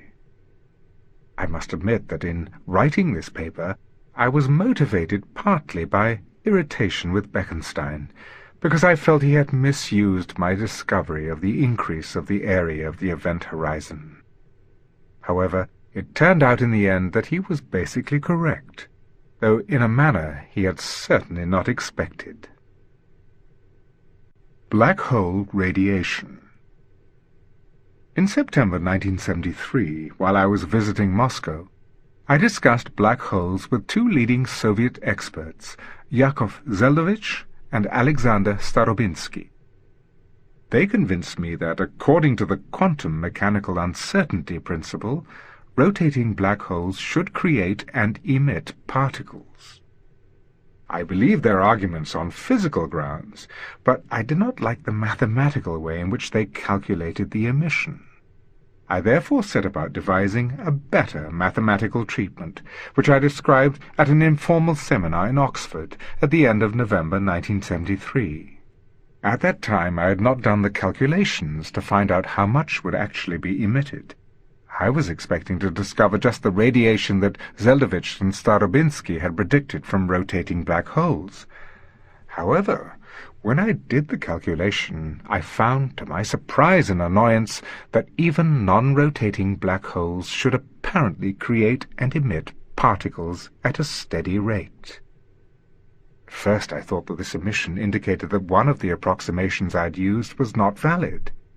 I was afraid if Bekenstein found out about it, he would use it as a further argument to support his idea about the entropy of black holes, which I still did not like. However, the more I thought about it, the more it seemed that the approximations really ought to hold. But what finally convinced me that the emission was real was that the spectrum of the emitted particles was exactly that which would be emitted by a hot body. The black hole was emitting particles at exactly the correct rate to prevent violations of the second law. Since then, the calculations have been repeated in a number of different forms by other people. They all confirm that a black hole ought to emit particles and radiation as if it were a hot body with a temperature that depends only on the black hole's mass. The higher the mass, the lower the temperature. One can understand this emission in the following way. What we think of as empty space cannot be completely empty, because that would mean that all the fields, such as the gravitational field and the electromagnetic field, would have to be exactly zero. However, the value of a field and its rate of change with time are like the position and velocity of a particle. The uncertainty principle implies that the more accurately one knows one of these quantities, the less accurately one can know the other. So, in an empty space, the field cannot be fixed at exactly zero, because then it would have both the precise value, 0, and a precise rate of change, also 0. Instead, there must be a certain minimum amount of uncertainty, or quantum fluctuations, in the value of a field. One can think of these fluctuations as pairs of particles of light or gravity that appear together at some time, move apart, and then come together again and annihilate each other. These particles are called virtual particles. Unlike real particles, they cannot be observed directly with a particle detector. However, their indirect effects, such as small changes in the energy of electron orbits and atoms, can be measured and agree with the theoretical predictions to a remarkable degree of accuracy.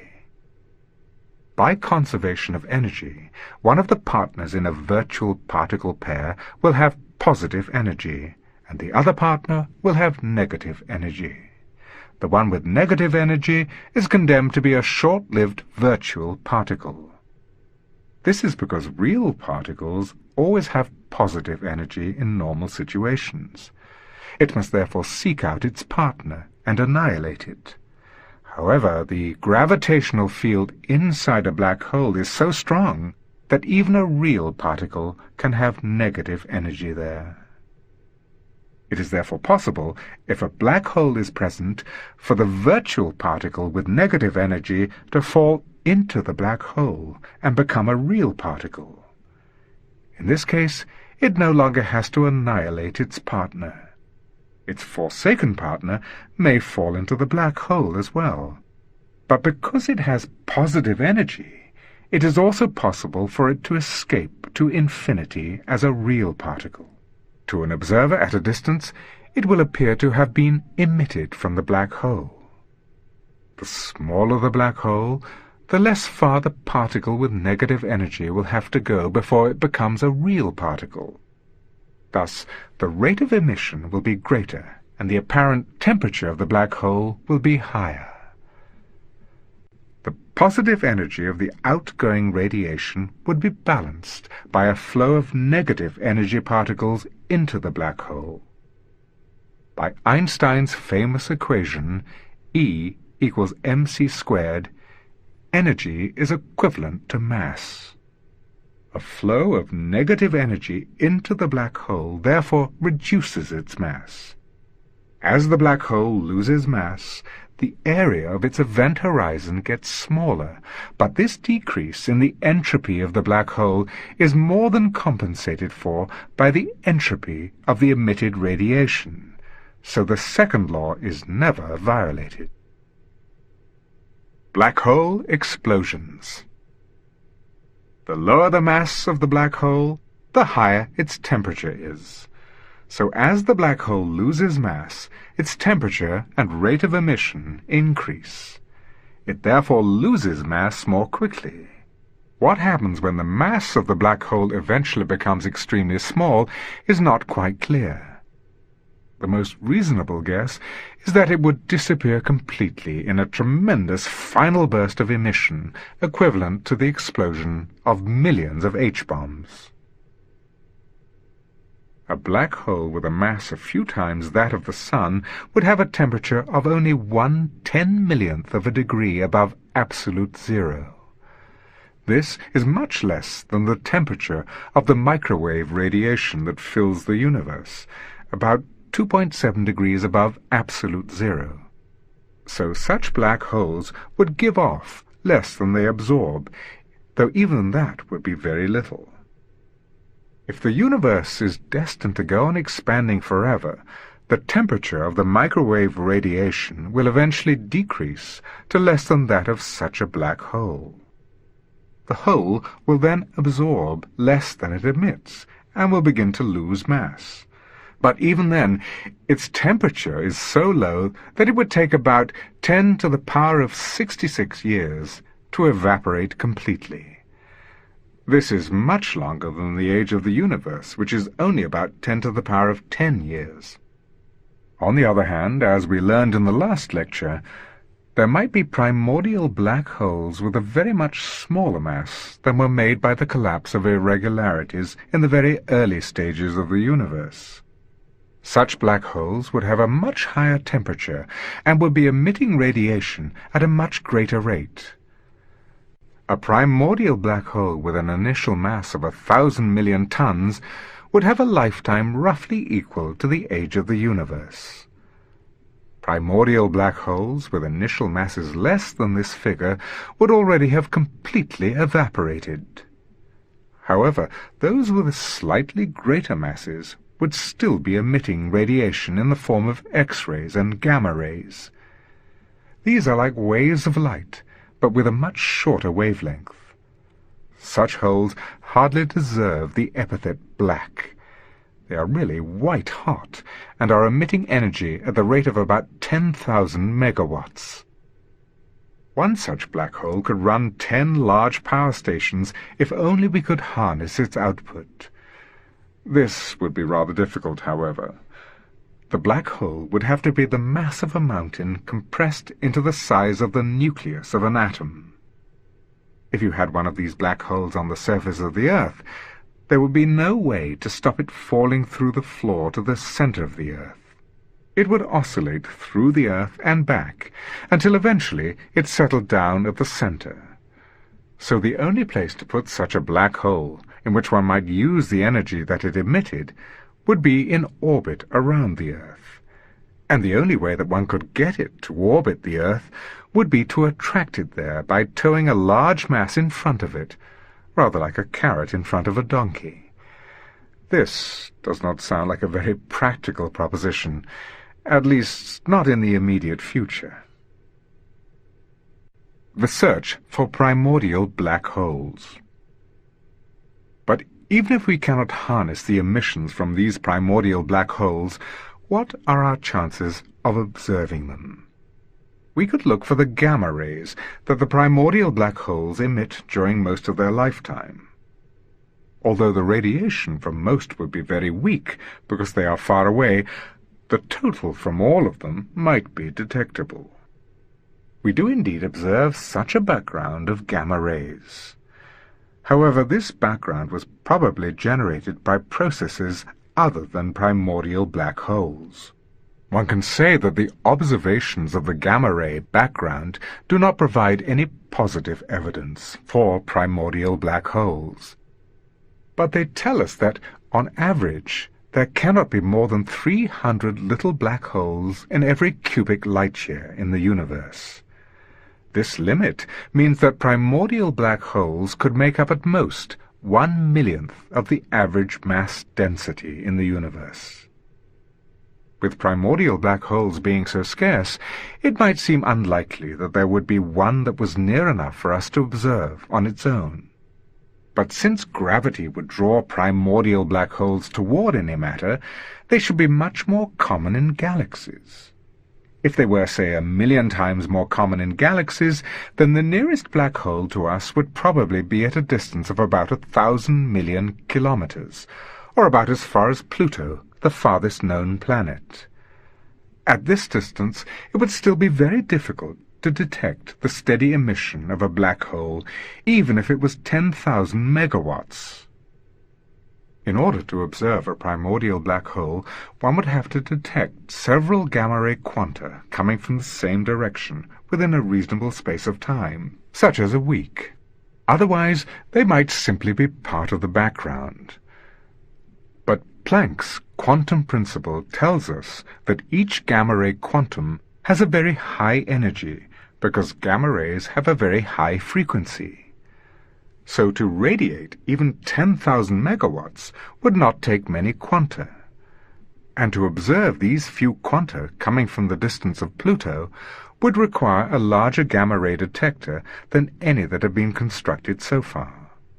Moreover, the detector would have to be in space, because gamma rays cannot penetrate the atmosphere.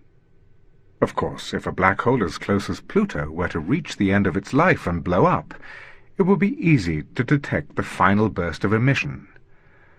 But if the black hole has been emitting for the last 10 or 20,000 million years, the chances of it reaching the end of its life within the next few years are really rather small. It might equally well be a few million years in the past or future. So in order to have a reasonable chance of seeing an explosion before your research grant runs out, one would have to find a way to detect any explosions within a distance of about 1 light-year. One would still have the problem of needing a large gamma-ray detector to observe several gamma-ray quanta from the explosion. However, in this case, it would not be necessary to determine that all the quanta came from the same direction. It would be enough to observe that they all arrived within a very short time interval to be reasonably confident that they were coming from the same burst. One gamma-ray detector that might be capable of spotting primordial black holes is the entire Earth's atmosphere. We are, in any case, unlikely to be able to build a larger detector. When a high-energy gamma-ray quantum hits the atoms in our atmosphere, it creates pairs of electrons and positrons. When these hit other atoms, they in turn create more pairs of electrons and positrons. So one gets what is called an electron shower. The result is a form of light called Cherenkov radiation. One can therefore detect gamma-ray bursts by looking for flashes of light in the night sky. Of course, there are a number of other phenomena, such as lightning, which can also give flashes in the sky. However, one could distinguish gamma-ray bursts from such effects by observing flashes simultaneously at 2 or more fairly widely separated locations. A search like this has been carried out by 2 scientists from Dublin, Neil Porter and Trevor Weeks, using telescopes in Arizona. They found a number of flashes, but none that could be definitely ascribed to gamma-ray bursts from primordial black holes. Even if the search for primordial black holes proves negative, as it seems it may, it will still give us important information about the very early stages of the universe. If the early universe had been chaotic or irregular, or if the pressure of matter had been low, one would have expected it to produce many more primordial black holes than the limit set by our observations of the gamma-ray background. It is only if the early universe were very smooth and uniform, and with a high pressure, that one can explain the absence of observable numbers of primordial black holes. General relativity and quantum mechanics. Radiation from black holes was the first example of a prediction that depended on both of the great theories of this century, general relativity and quantum mechanics. It aroused a lot of opposition initially because it upset the existing viewpoint. How can a black hole emit anything? When I first announced the result of my calculations at a conference at the Rutherford Laboratory near Oxford, I was greeted with general incredulity. At the end of my talk, the chairman of the session, John G. Taylor from King's College London, claimed it was all nonsense. He even wrote a paper to that effect. However, in the end, most people, including John Taylor, have come to the conclusion that black holes must radiate like hot bodies if our other ideas about general relativity and quantum mechanics are correct. Thus, even though we have not yet managed to find a primordial black hole, there is fairly general agreement that if we did, it would have to be emitting a lot of gamma and X-rays. If we do find one, I will get the Nobel Prize. The existence of radiation from black holes seems to imply that gravitational collapse is not as final and irreversible as we once thought. If an astronaut falls into a black hole, its mass will increase. Eventually, the energy equivalent of that extra mass will be returned to the universe in the form of radiation. Thus, in a sense, the astronaut will be recycled. It would be a poor sort of immortality, however, because any personal concept of time for the astronaut would almost certainly come to an end as he was crushed out of existence inside the black hole. Even the types of particle that were eventually emitted by the black hole would in general be different from those that made up the astronaut. The only feature of the astronaut that would survive would be his mass or energy. The approximations I use to derive the emission from black holes should work well when the black hole has a mass greater than a fraction of a gram. However, they will break down at the end of the black hole's life, when its mass gets very small. The most likely outcome seems to be that the black hole would just disappear, at least from our region of the universe. It would take with it the astronaut and any singularity there might be inside the black hole. This was the first indication that quantum mechanics might remove the singularities that were predicted by classical general relativity. However, the methods that I and other people were using in 1974 to study the quantum effects of gravity were not able to answer questions such as whether singularities would occur in quantum gravity. From 1975 onward, I therefore started to develop a more powerful approach to quantum gravity based on Feynman's idea of a sum over histories.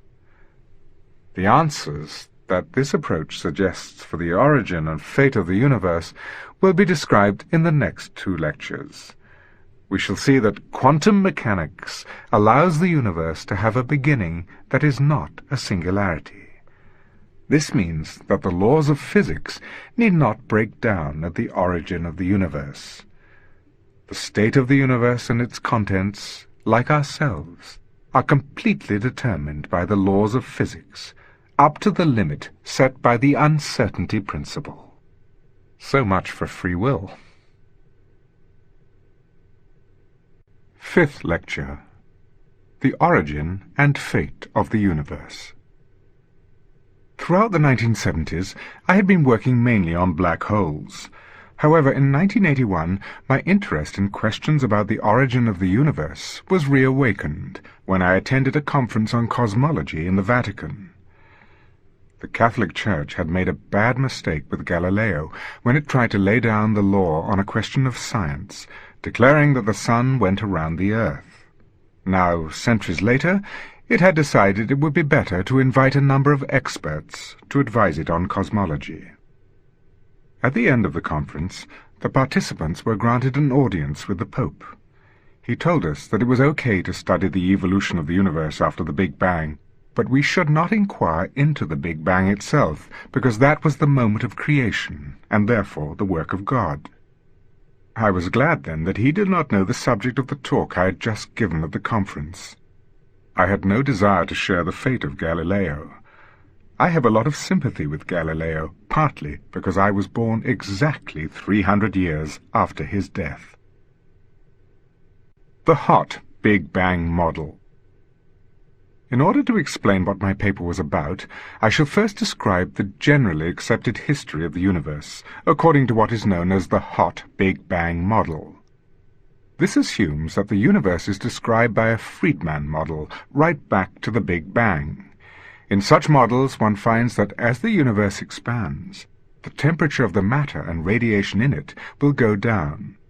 Since temperature is simply a measure of the average energy of the particles, this cooling of the universe will have a major effect on the matter in it. At very high temperatures, particles will be moving around so fast that they can escape any attraction toward each other, caused by the nuclear or electromagnetic forces. But as they cooled off, one would expect particles that attract each other to start to clump together. At the Big Bang itself, the universe had zero size, and so must have been infinitely hot. But as the universe expanded, the temperature of the radiation would have decreased. 1 second after the Big Bang, it would have fallen to about 10,000 million degrees. This is about 1,000 times the temperature at the center of the Sun, but temperatures as high as this are reached in H-bomb explosions. At this time, the universe would have contained mostly photons, electrons, and neutrinos, and their antiparticles, together with some protons and neutrons. As the universe continued to expand, and the temperature to drop, the rate at which electrons and the electron pairs were being produced in collisions would have fallen below the rate at which they were being destroyed by annihilation. So most of the electrons and anti-electrons would have annihilated each other to produce more photons, leaving behind only a few electrons. About 100 seconds after the Big Bang, the temperature would have fallen to 1,000 million degrees, the temperature inside the hottest stars. At this temperature, protons and neutrons would no longer have sufficient energy to escape the attraction of the strong nuclear force. They would start to combine together to produce the nuclei of atoms of deuterium, or heavy hydrogen, which contain 1 proton and 1 neutron. The deuterium nuclei would then have combined with more protons and neutrons to make helium nuclei, which contain 2 protons and 2 neutrons. There would also be small amounts of a couple of heavier elements, lithium and beryllium. One can calculate that in the hot Big Bang model about a quarter of the protons and neutrons would have been converted into helium nuclei, along with a small amount of heavy hydrogen and other elements. The remaining neutrons would have decayed into protons, which are the nuclei of ordinary hydrogen atoms. These predictions agree very well with what is observed. The hot Big Bang model also predicts that we should be able to observe the radiation left over from the hot early stages. However, the temperature would have been reduced to a few degrees above absolute zero by the expansion of the universe. This is the explanation of the microwave background of radiation that was discovered by Penzias and Wilson in 1965. We are therefore thoroughly confident that we have the right picture, at least back to about 1 second after the Big Bang. Within only a few hours of the Big Bang, the production of helium and other elements would have stopped. And after that, for the next 1,000,000 years or so, the universe would have just continued expanding, without anything much happening. Eventually, once the temperature had dropped to a few thousand degrees, the electrons and nuclei would no longer have had enough energy to overcome the electromagnetic attraction between them. They would then have started combining to form atoms. The universe as a whole would have continued expanding and cooling. However, in regions that were slightly denser than average, the expansion would have been slowed down by extra-gravitational attraction. This would eventually stop expansion in some regions and cause them to start to recollapse. As they were collapsing, the gravitational pull of matter outside these regions might start them rotating slightly. As the collapsing region got smaller, it would spin faster, just as skaters spinning on ice spin faster as they draw in their arms. Eventually, when the region got small enough, it would be spinning fast enough to balance the attraction of gravity. In this way, disk-like rotating galaxies were born. As time went on, the gas in the galaxies would break up into smaller clouds that would collapse under their own gravity. As these contracted, the temperature of the gas would increase until it became hot enough to start nuclear reactions. These would convert the hydrogen into more helium, and the heat given off would raise the pressure, and so stop the clouds from contracting any further. They would remain in this state for a long time as stars, like our Sun, burning hydrogen into helium and radiating the energy as heat and light. More massive stars would need to be hotter to balance their stronger gravitational attraction. This would make the nuclear fusion reactions proceed so much more rapidly that they would use up their hydrogen in as little as 100 million years. They would then contract slightly and, as they heated up further, would start to convert helium into heavier elements like carbon or oxygen. This, however, would not release much more energy, so a crisis would occur, as I described in my lecture on black holes. What happens next is not completely clear, but it seems likely that the central regions of the star would collapse to a very dense state, such as a neutron star or black hole. The outer regions of the star may get blown off in a tremendous explosion called a supernova, which would outshine all the other stars in the galaxy. Some of the heavier elements produced near the end of the star's life would be flung back into the gas in the galaxy. They would provide some of the raw material for the next generation of stars. Our own Sun contains about 2% of these heavier elements, because it is a second or third generation star. It was formed some 5,000 million years ago out of a cloud of rotating gas containing the debris of earlier supernovas. Most of the gas in that cloud went to form the Sun or got blown away.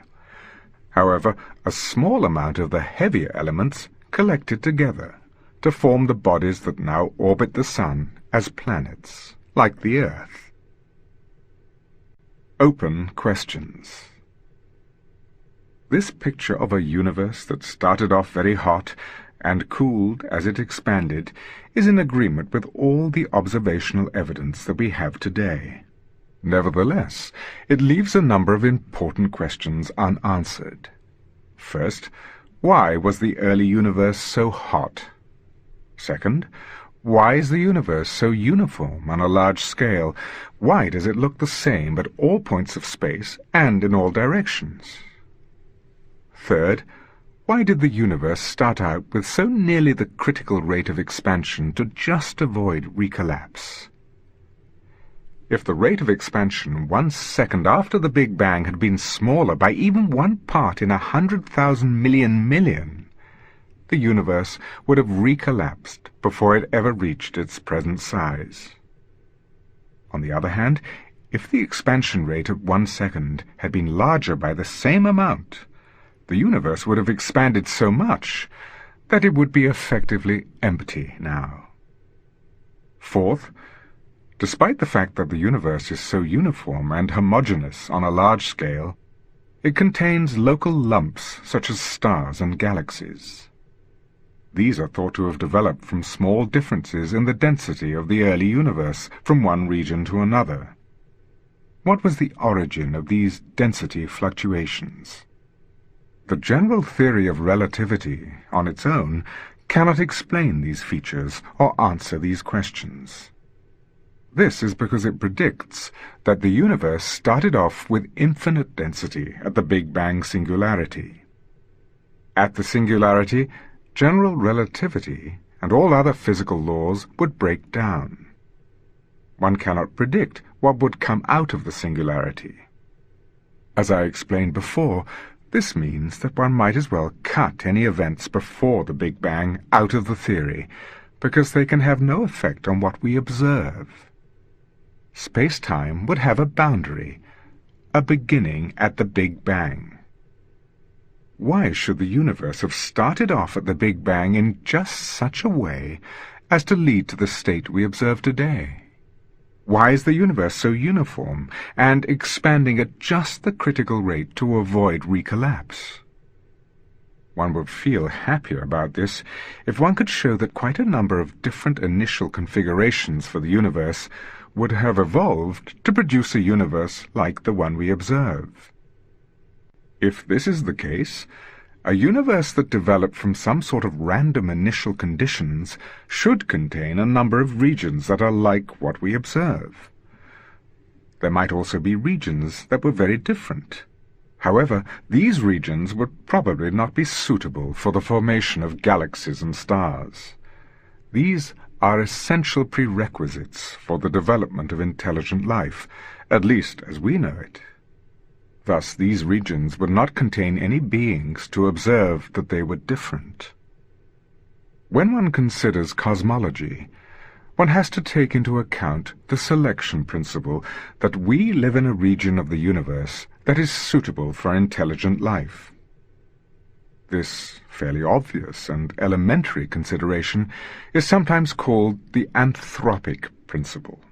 Suppose, on the other hand, that the initial state of the universe had to be chosen extremely carefully to lead to something like what we see around us. Then the universe would be unlikely to contain any region in which life would appear. In the hot Big Bang model that I described earlier, there was not enough time in the early universe for heat to have flowed from one region to another. This means that different regions of the universe would have had to have started out with exactly the same temperature in order to account for the fact that the microwave background has the same temperature in every direction we look. Also, the initial rate of expansion would have had to be chosen very precisely for the universe not to have recollapsed before now. This means that the initial state of the universe must have been very carefully chosen indeed if the hot Big Bang model was correct right back to the beginning of time. It would be very difficult to explain why the universe should have begun in just this way, except as the act of a god who intended to create beings like us. The inflationary model. In order to avoid this difficulty with the very early stages of the hot Big Bang model, Alan Guth at the Massachusetts Institute of Technology put forward a new model. In this, many different initial configurations could have evolved to something like the present universe. He suggested that the early universe might have had a period of very rapid or exponential expansion. This expansion is said to be inflationary, an analogy with the inflation in prices that occurs to a greater or lesser degree in every country.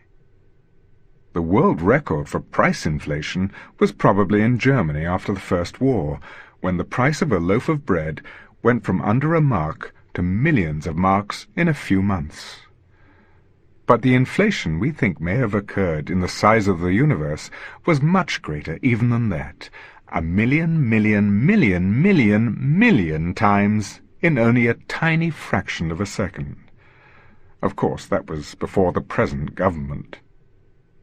Guth suggests that the universe started out from the Big Bang very hot. One would expect that at such high temperatures, the strong and weak nuclear forces and the electromagnetic force would all be unified into a single force.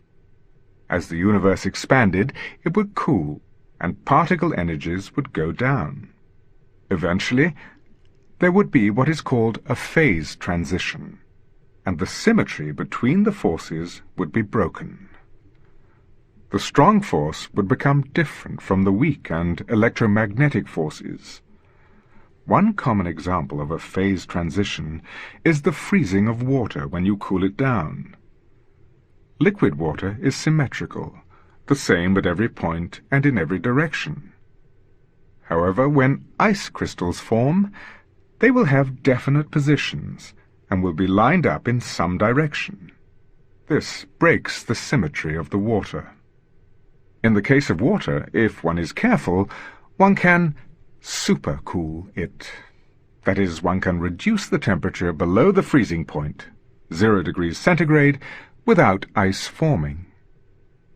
Guth suggested that the universe might have behaved in a similar way.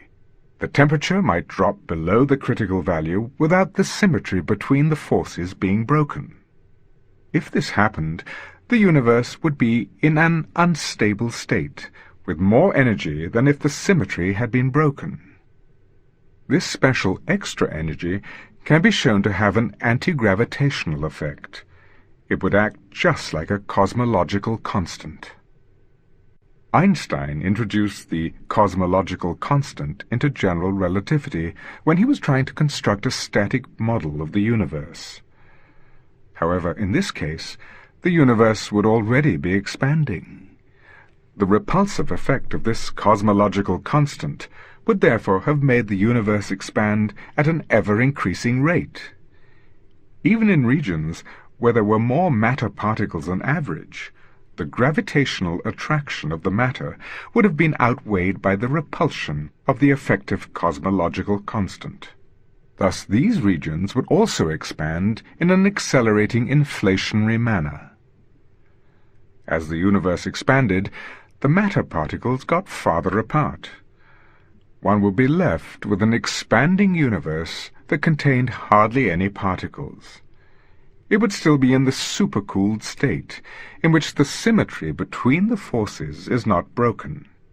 Any irregularities in the universe would simply have been smoothed out by the expansion, as the wrinkles in a balloon are smoothed away when you blow it up. Thus the present smooth and uniform state of the universe could have evolved from many different, non-uniform initial states. The rate of expansion would also tend toward just the critical rate needed to avoid recollapse. Moreover, the idea of inflation could also explain why there is so much matter in the universe. There is something like 10 to the power of 80 particles in the region of the universe that we can observe. Where did they all come from? The answer is that, in quantum theory, particles can be created out of energy in the form of particle/antiparticle pairs. But that just raises the question of where the energy came from. The answer is that the total energy of the universe is exactly zero. The matter in the universe is made out of positive energy. However, the matter is all attracting itself by gravity. Two pieces of matter that are close to each other have less energy than the same two pieces a long way apart. This is because you have to expand energy to separate them. You have to pull against the gravitational force attracting them together. Thus, in a sense, the gravitational field has negative energy. In the case of the whole universe, one can show that this negative gravitational energy exactly cancels the positive energy of the matter. So the total energy of the universe is zero. Now, twice zero is also zero. Thus the universe can double the amount of positive matter energy and also double the negative gravitational energy without violation of the conservation of energy. This does not happen in the normal expansion of the universe, in which the matter-energy density goes down as the universe gets bigger. It does happen, however, in the inflationary expansion, because the energy density of the supercooled state remains constant while the universe expands. When the universe doubles in size, the positive matter energy and the negative gravitational energy both double, so the total energy remains zero. During the inflationary phase, the universe increases its size by a very large amount. Thus the total amount of energy available to make particles becomes very large. As Guth has remarked, it is said that there is no such thing as a free lunch, but the universe is the ultimate free lunch. The end of inflation. The universe is not expanding in an inflationary way today. Thus, there had to be some mechanism that would eliminate the very large effective cosmological constant. This would change the rate of expansion from an accelerated one to one that is slowed down by gravity, as we have today. As the universe expanded and cooled, one might expect that eventually the symmetry between the forces would be broken, just as supercooled water always freezes in the end. The extra energy of the unbroken symmetry state would then be released and would reheat the universe. The universe would then go on to expand and cool, just like the hot Big Bang model. However, there would now be an explanation of why the universe was expanding at exactly the critical rate, and why different regions had the same temperature. In Guth's original proposal, the transition to broken symmetry was supposed to occur suddenly, rather like the appearance of ice crystals in very cold water. The idea was that bubbles of the new phase of broken symmetry would have formed in the old phase, like bubbles of steam surrounded by boiling water. The bubbles were supposed to expand and meet up with each other until the whole universe was in the new phase. The trouble was, as I and several other people pointed out, the universe was expanding so fast that the bubbles would be moving away from each other too rapidly to join up. The universe would be left in a very non-uniform state, with some regions still having symmetry between the different forces. Such a model of the universe would not correspond to what we see.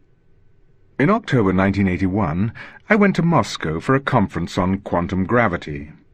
After the conference, I gave a seminar on the inflationary model and its problems at the Sternberg Astronomical Institute. In the audience was a young Russian, Andrei Linde. He said that the difficulty with the bubbles not joining up could be avoided if the bubbles were very big. In this case, our region of the universe could be contained inside a single bubble. In order for this to work, the change from symmetry to broken symmetry must have taken place very slowly inside the bubble. But this is quite possible, according to grand unified theories. Linde's idea of a slow breaking of symmetry was very good, but I pointed out that his bubbles would have been bigger than the size of the universe at the time. I showed instead that the symmetry would have broken everywhere at the same time, rather than just inside the bubbles. This would lead to a uniform universe like we observe. The slow symmetry breaking model was a good attempt to explain why the universe is the way it is. However, I and several other people showed that it predicted much greater variations in the microwave background radiation than are observed. Also, later work cast doubt on whether there would have been the right kind of phase transition in the early universe. But a better model, called the chaotic inflationary model, was introduced by Linde in 1983. This doesn't depend on phase transitions, and it can give us the right size of variations of the microwave background. The inflationary model showed that the present state of the universe could have arisen from a quite large number of different initial configurations. It cannot be the case, however, that every initial configuration would have led to a universe like the one we observe. So, even the inflationary model does not tell us why the initial configuration was such as to produce what we observe. Must we turn to the anthropic principle for an explanation? Was it all just a lucky chance? That would seem a counsel of despair, a negation of all our hopes of understanding the underlying order of the universe. Quantum gravity. In order to predict how the universe should have started off, one needs laws that hold at the beginning of time. If the classical theory of general relativity was correct, the singularity theorem showed that the beginning of time would have been a point of infinite density and curvature. All the known laws of science would break down at such a point. One might suppose that there were new laws that held at singularities, but it would be very difficult even to formulate laws at such badly behaved points, and we would have no guide from observations as to what those laws might be. However, What the singularity theorems really indicate is that the gravitational field becomes so strong that quantum gravitational effects become important. Classical theory is no longer a good description of the universe. So one has to use a quantum theory of gravity to discuss the very early stages of the universe. As we shall see, it is possible in quantum theory for the ordinary laws of science to hold everywhere, including at the beginning of time.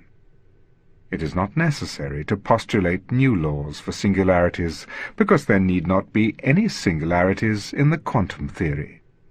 We don't yet have a complete and consistent theory that combines quantum mechanics and gravity. However, we are thoroughly certain of some features that such a unified theory should have. One is that it should incorporate Feynman's proposal to formulate quantum theory in terms of a sum over histories. In this approach, a particle going from A to B does not have just a single history as it would in a classical theory. Instead, it is supposed to follow every possible path in space-time. With each of these histories, there are associated a couple of numbers, one representing the size of a wave, and the other representing its position in the cycle, its phase. The probability that the particle, say, passes through some particular point is found by adding up the waves associated with every possible history that passes through that point. When one actually tries to perform these sums, however, one runs into severe technical problems. The only way around these is the following peculiar prescription. One must add up the waves for particle histories that are not in the real time that you and I experience, but take place in imaginary time. Imaginary time may sound like science fiction, but it is in fact a well-defined mathematical concept. To avoid the technical difficulties with Feynman's sum over histories, one must use imaginary time. This has an interesting effect on space-time. The distinction between time and space disappears completely. A space-time in which events have imaginary values of the time coordinate is said to be Euclidean because the metric is positive definite. In Euclidean space-time, there is no difference between the time direction and directions in space. On the other hand, in real space-time, in which events are labeled by real values of the time coordinate, it is easy to tell the difference. The time direction lies within the light cone, and space directions lie outside. One can regard the use of imaginary time as merely a mathematical device or trick to calculate answers about real space-time. However, there may be more to it than that. It may be that Euclidean space-time is the fundamental concept, and what we think of as real space-time is just a figment of our imagination. When we apply Feynman's sum over histories to the universe, the analogue of the history of a particle is now a complete curved space-time, which represents the history of the whole universe. For the technical reasons mentioned above, these curved space-times must be taken to be Euclidean. That is, time is imaginary and is indistinguishable from directions in space. To calculate the probability of finding a real space-time with some certain property, one adds up the waves associated with all the histories in imaginary time that have that property. One can then work out what the probable history of the universe would be in real time. The no-boundary condition. In the classical theory of gravity, which is based on real space-time, there are only two possible ways the universe can behave. Either it has existed for an infinite time, or else it had a beginning at a singularity at some finite time in the past. In fact, the singularity theorems show it must have the second possibility. In the quantum theory of gravity, on the other hand, a third possibility arises. Because one is using Euclidean spacetimes, in which the time direction is on the same footing as directions in space, it is possible for spacetime to be finite in extent, and yet to have no singularities that formed a boundary or edge. Spacetime would be like the surface of the Earth, only with 2 more dimensions. The surface of the Earth is finite in extent, but it doesn't have a boundary or edge. If you sail off into the sunset, you don't fall off the edge or run into a singularity. I know, because I've been around the world. If Euclidean spacetimes direct back to infinite imaginary time, or else started at a singularity, we would have the same problem as in the classical theory of specifying the initial state of the universe. God may know how the universe began, but we cannot give any particular reason for thinking it began one way rather than another. On the other hand, the quantum theory of gravity has opened up a new possibility. In this, there would be no boundary to space-time. Thus, there would be no need to specify the behavior at the boundary. There would be no singularities at which the laws of science broke down, and no edge of space-time at which one would have to appeal to God or some new law to set the boundary conditions for space-time. One could say, the boundary condition of the universe is that it has no boundary. The universe would be completely self-contained, and not affected by anything outside itself. It would be neither created nor destroyed. It would just be. It was at the conference in the Vatican that I first put forward the suggestion that maybe time and space together formed a surface that was finite in size, but did not have any boundary or edge. My paper was rather mathematical, however, so its implications for the role of God in the creation of the universe were not noticed at the time, just as well for me. At the time of the Vatican Conference, I did not know how to use a no-boundary idea to make predictions about the universe. However, I spent the following summer at the University of California, Santa Barbara. There, a friend and colleague of mine, Jim Hartle, worked out with me what conditions the universe must satisfy if space-time had no boundary. I should emphasize that this idea that time and space should be finite without boundary is just a proposal. It cannot be deduced from some other principle. Like any other scientific theory, it may initially be put forward for aesthetic or metaphysical reasons, but the real test is whether it makes predictions that agree with observation. This, however, is difficult to determine in the case of quantum gravity for 2 reasons. First, we are not yet sure exactly which theory successfully combines general relativity and quantum mechanics, though we know quite a lot about the form such a theory must have. Second, any model that described the whole universe in detail would be much too complicated mathematically for us to be able to calculate exact predictions. One therefore has to make approximations, and even then the problem of extracting predictions remains a difficult one.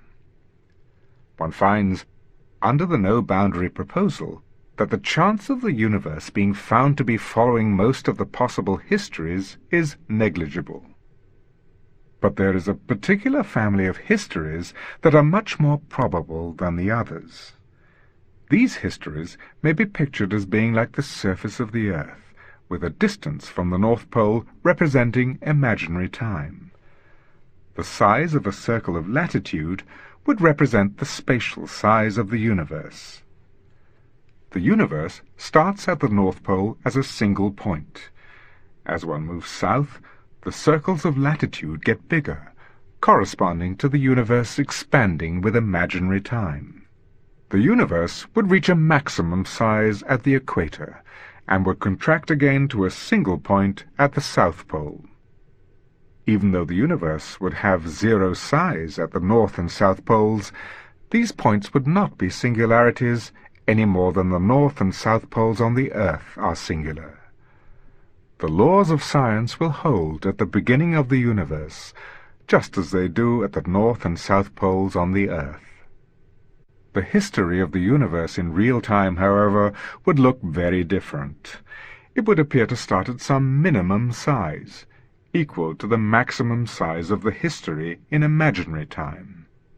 The universe would then expand in real time like the inflationary model. However, one would not now have to assume that the universe was created somehow in the right sort of state. The universe would expand to a very large size, but eventually it would collapse again into what looks like a singularity in real time. Thus, in a sense, we are still all doomed, even if we keep away from black holes. Only if we could picture the universe in terms of imaginary time would there be no singularities. The singularity theorems of classical general relativity showed that the universe must have a beginning, and that this beginning must be described in terms of quantum theory. This in turn led to the idea that the universe could be finite in imaginary time, but without boundaries or singularities. When one goes back to the real time in which we live, however, there will still appear to be singularities. The poor astronaut who falls into a black hole will still come to a sticky end. It is only if he could live in imaginary time that he would encounter no singularities. This might suggest that the so-called imaginary time is really the fundamental time, and that what we call real time is something we create just in our minds. In real time, the universe had a beginning and an end at singularities that form a boundary to space-time, and at which the laws of science break down. But in imaginary time, there are no singularities or boundaries. So maybe what we call imaginary time is really more basic, and what we call real time is just an idea that we invent to help us describe what we think the universe is like. But according to the approach I described in the first lecture, a scientific theory is just a mathematical model we make to describe our observations. It exists only in our minds. So it does not have any meaning to ask which is real or imaginary time. It is simply a matter of which is a more useful description. The no-boundary proposal seems to predict that in real time the universe should behave like the inflationary models. A particularly interesting problem is the size of the small departures from uniform density in the early universe. These are thought to have led to the formation first of the galaxies, then of the stars, and finally of beings like us. The uncertainty principle implies that the early universe cannot have been completely uniform. Instead, there must have been some uncertainties or fluctuations in the positions and velocities of the particles. Using the no-boundary condition, one finds that the universe must have started off with just the minimum possible non-uniformity allowed by the uncertainty principle. The universe would have then undergone a period of rapid expansion, like in the inflationary models. During this period, the initial non-uniformities would have been amplified until they could have been big enough to explain the origin of galaxies. Thus all the complicated structures that we see in the universe might be explained by the no-boundary condition for the universe and the uncertainty principle of quantum mechanics. The idea that space and time may form a closed surface without boundary also has profound implications for the role of God in the affairs of the universe. With the success of scientific theories in describing events, most people have come to believe that God allows the universe to evolve according to a set of laws. He does not seem to intervene in the universe to break these laws. However, the laws do not tell us what the universe should have looked like when it started. It would still be up to God to wind up the clockwork and choose how to start it off. So long as the universe had a beginning that was a singularity, one could suppose that it was created by an outside agency. But if the universe is really completely self-contained, having no boundary or edge, it would be neither created nor destroyed. It would simply be. What place, then, for a creator? Sixth lecture. The Direction of Time. In his book, The Go-Between, L.P. Hartley wrote, "The past is a foreign country. They do things differently there. But why is the past so different from the future? Why do we remember the past, but not the future?" In other words, why does time go forward? Is this connected with the fact that the universe is expanding? C.P.T. The laws of physics do not distinguish between the past and the future. More precisely, the laws of physics are unchanged under the combination of operations known as C, P, and T. C means changing particles for antiparticles. P means taking the mirror image, so left and right are swapped for each other. And T means reversing the direction of motions of all particles, in effect, running the motion backward. The laws of physics that govern the behavior of all matter under all normal situations are unchanged under the operations C and P on their own. In other words, life would be just the same for the inhabitants of another planet who were our mirror images and who were made of antimatter. If you meet someone from another planet and he holds out his left hand, don't shake it. He might be made of antimatter. You could both disappear in a tremendous flash of light. If the laws of physics are unchanged by the combination of operations C and P, and also by the combination C, P, and T, they must also be unchanged under the operation T alone. Yet there is a big difference between the forward and backward directions of time in ordinary life. Imagine a cup of water falling off a table and breaking in pieces on the floor.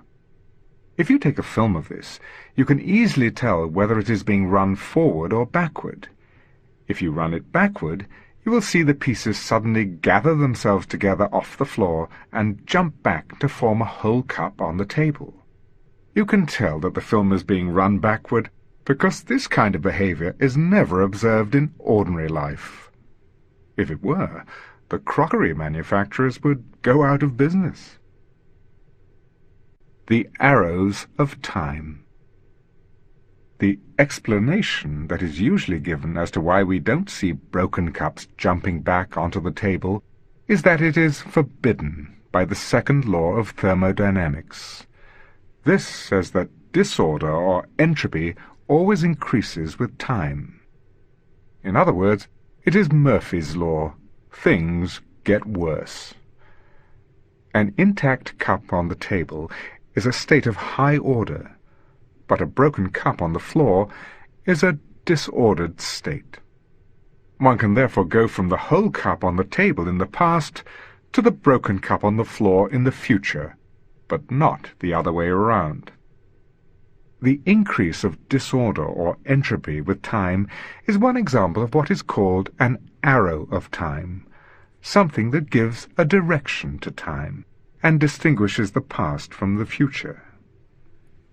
There are at least 3 different arrows of time. First, there is the thermodynamic arrow of time, the direction of time in which disorder or entropy increases. Second, there is the psychological arrow of time. This is the direction in which we feel time passes, the direction of time in which we remember the past, but not the future. Third, there is the cosmological arrow of time. This is the direction of time in which the universe is expanding rather than contracting. I shall argue that the psychological arrow is determined by the thermodynamic arrow, and that these 2 arrows always point in the same direction. If one makes the no-boundary assumption for the universe, they are related to the cosmological arrow of time, though they may not point in the same direction. However, I shall argue that it is only when they agree with the cosmological arrow that there will be intelligent beings who can ask the question, why does disorder increase in the same direction of time as that in which the universe expands? The thermodynamic arrow. I shall talk first about the thermodynamic arrow of time. The second law of thermodynamics is based on the fact that there are many more disordered states than there are ordered ones. For example, consider the pieces of a jigsaw in a box. There is one, and only one, arrangement in which the pieces make a complete picture. On the other hand, there are a very large number of arrangements in which the pieces are disordered and don't make a picture. Suppose a system starts out in one of the small number of ordered states. As time goes by, the system will evolve according to the laws of physics, and its state will change. At a later time, there is a high probability that it will be in a more disordered state, simply because there are so many more disordered states. Thus, disorder will tend to increase with time if the system obeys an initial condition of high order. Suppose the pieces of the jigsaw start off in the ordered arrangement in which they form a picture. If you shake the box, the pieces will take up another arrangement. This will probably be a disordered arrangement in which the pieces don't form a proper picture, simply because there are so many more disordered arrangements. Some groups of pieces may still form parts of the picture, but the more you shake the box, the more likely it is that these groups will get broken up. The pieces will take up a completely jumbled state in which they don't form any sort of picture. Thus, the disorder of the pieces will probably increase with time, if they obey the initial condition that they start in a state of high order. Suppose, however, that God decided that the universe should finish up at late times in a state of high order, but that it didn't matter what state it started in. Then, at early times, the universe would probably be in a disordered state, and disorder would decrease with time. You would have broken cups gathering themselves together and jumping back on the table. However, any human beings who were observing the cups will be living in a universe in which disorder decreased with time. I shall argue that such beings would have a psychological arrow of time that was backward. That is, they would remember thence at late times, and not remember thence at early times. The psychological arrow. It is rather difficult to talk about human memory because we don't know how the brain works in detail. We do, however, know all about how computer memories work. I shall therefore discuss the psychological arrow of time for computers. I think it is reasonable to assume that the arrow for computers is the same as that for humans. If it were not, one could make a killing on the stock exchange by having a computer that would remember tomorrow's prices. A computer memory is basically some device that can be in either one of two states. An example would be a superconducting loop of wire. If there is an electric current flowing in the loop, it will continue to flow, because there is no resistance. On the other hand, if there is no current, the loop will continue without a current. One can label the two states of the memory 1 and 0. Before an item is recorded in the memory is in a disordered state, with equal probabilities for 1 and 0. After the memory interacts with the system to be remembered, it will definitely be in one state or the other, according to the state of the system. Thus, the memory passes from a disordered state to an ordered one.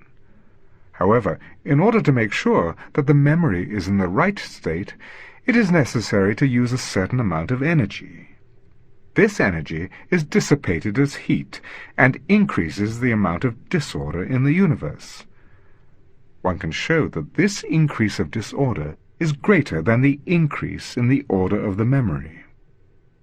Thus, when a computer records an item in memory, the total amount of disorder in the universe goes up.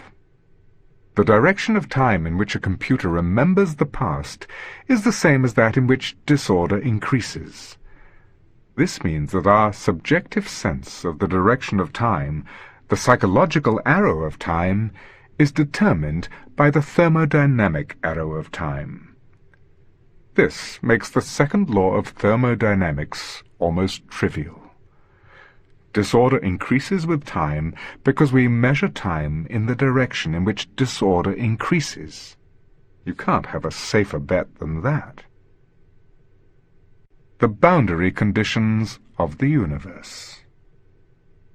But why should the universe be in a state of high order at one end of time, the end that we call the past? Why was it not in a state of complete disorder at all times? After all, this might seem more probable. And why is the direction of time in which disorder increases the same as that in which the universe expands?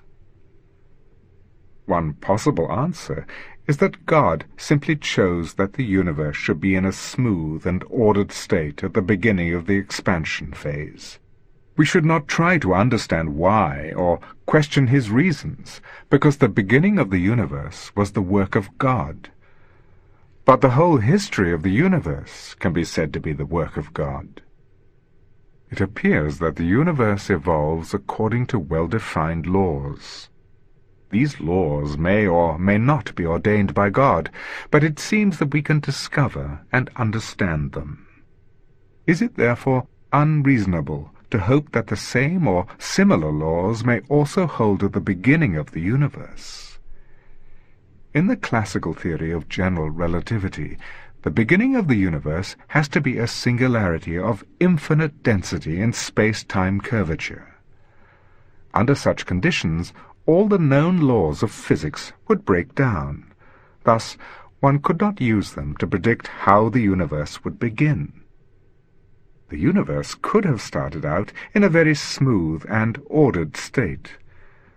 This would have led to well-defined thermodynamic and cosmological arrows of time, like we observe. But it could equally well have started out in a very lumpy and disordered state. In this case, the universe would already be in a state of complete disorder, so disorder could not increase with time. It would either stay constant, in which case there would be no well-defined thermodynamic arrow of time, or it would decrease, in which case the thermodynamic arrow of time would point in the opposite direction to the cosmological arrow. Neither of these possibilities would agree with what we observe. As I mentioned, the classical theory of general relativity predicts that the universe should begin with a singularity, where the curvature of space-time is infinite. In fact, this means that classical general relativity predicts its own downfall. When the curvature of space-time becomes large, quantum gravitational effects will become important, and the classical theory will cease to be a good description of the universe. One has to use the quantum theory of gravity to understand how the universe began. In a quantum theory of gravity, one considers all possible histories of the universe. Associated with each history, there are a couple of numbers. One represents the size of a wave, and the other the phase of the wave, that is, whether the wave is at a crest or a trough. The probability of the universe having a particular property is given by adding up the waves for all the histories with that property. The histories would be curved spaces that would represent the evolution of the universe in time. One would still have to say how the possible histories of the universe would behave at the boundary of space-time in the past. We do not and cannot know the boundary conditions of the universe in the past. However, one could avoid this difficulty if the boundary condition of the universe is that it has no boundary. In other words, all the possible histories are finite in extent, but have no boundaries, edges, or singularities. They are like the surface of the earth, but with two more dimensions. In that case, the beginning of time would be a regular smooth point of space-time. This means that the universe would have begun its expansion in a very smooth and ordered state. It could not have been completely uniform, because that would violate the uncertainty principle of quantum theory. There had to be small fluctuations in the density and velocity of particles. The no-boundary condition, however, would imply that these fluctuations were as small as they could be, consistent with the uncertainty principle. The universe would have started off with a period of exponential or inflationary expansion. In this, it would have increased its size by a very large factor. During this expansion, the density fluctuations would have remained small at first, but would later have started to grow. Regions in which the density was slightly higher than average would have had their expansion slowed down by the gravitational attraction of the extra mass. Eventually, such regions would stop expanding and would collapse to form galaxies, stars, and beings like us. The universe would have started in a smooth and ordered state, and would become lumpy and disordered as time went on. This would explain the existence of the thermodynamic arrow of time. The universe would start in a state of high order, and would become more disordered with time. As I showed earlier, the psychological arrow of time points in the same direction as the thermodynamic arrow. Our subjective sense of time would therefore be that in which the universe is expanding, rather than the opposite direction, in which it would be contracting. Does the arrow of time reverse? But what would happen if and when the universe stopped expanding and began to contract again? Would the thermodynamic arrow reverse, and disorder begin to decrease with time? This would lead to all sorts of science fiction-like possibilities for people who survive from the expanding to the contracting phase. Would they see broken cups, gathering themselves together off the floor and jumping back on the table? Would they be able to remember tomorrow's prices and make a fortune on the stock market? It might seem a bit academic to worry about what would happen when the universe collapses again, as it will not start to contract for at least another 10,000 million years. But there is a quicker way to find out what will happen. Jump into a black hole. The collapse of a star to form a black hole is rather like the later stages of the collapse of the whole universe. Thus, if disorder were to decrease in the contracting phase of the universe, one might also expect it to decrease inside a black hole. So perhaps an astronaut who fell into a black hole would be able to make money at roulette by remembering where the ball went before he placed his bet. Unfortunately, however, he would not have long to play before he was turned to spaghetti by the very strong gravitational fields. Nor would he be able to let us know about the reversal of the thermodynamic arrow, or even bank his winnings, because he would be trapped behind the event horizon of the black hole. At first, I believed that disorder would decrease when the universe recollapsed. This was because I thought that the universe had to return to a smooth and ordered state when it became small again. This would have meant that the contracting phase was like the time reverse of the expanding phase. People in the contracting phase would live their lives backward. They would die before they were born, and would get younger as the universe contracted. This idea is attractive because it would mean a nice symmetry between the expanding and contracting phases. However, one cannot adopt it on its own, independent of other ideas about the universe. The question is it implied by the no-boundary condition, or is it inconsistent with that condition? As I mentioned, I thought at first that the no-boundary condition did indeed imply that disorder would decrease in the contracting phase. This was based on work on a simple model of the universe, in which the collapsing phase looked like the time reverse of the expanding phase. However, a colleague of mine, Don Page, pointed out that the no-boundary condition did not require the contracting phase necessarily to be the time reverse of the expanding phase.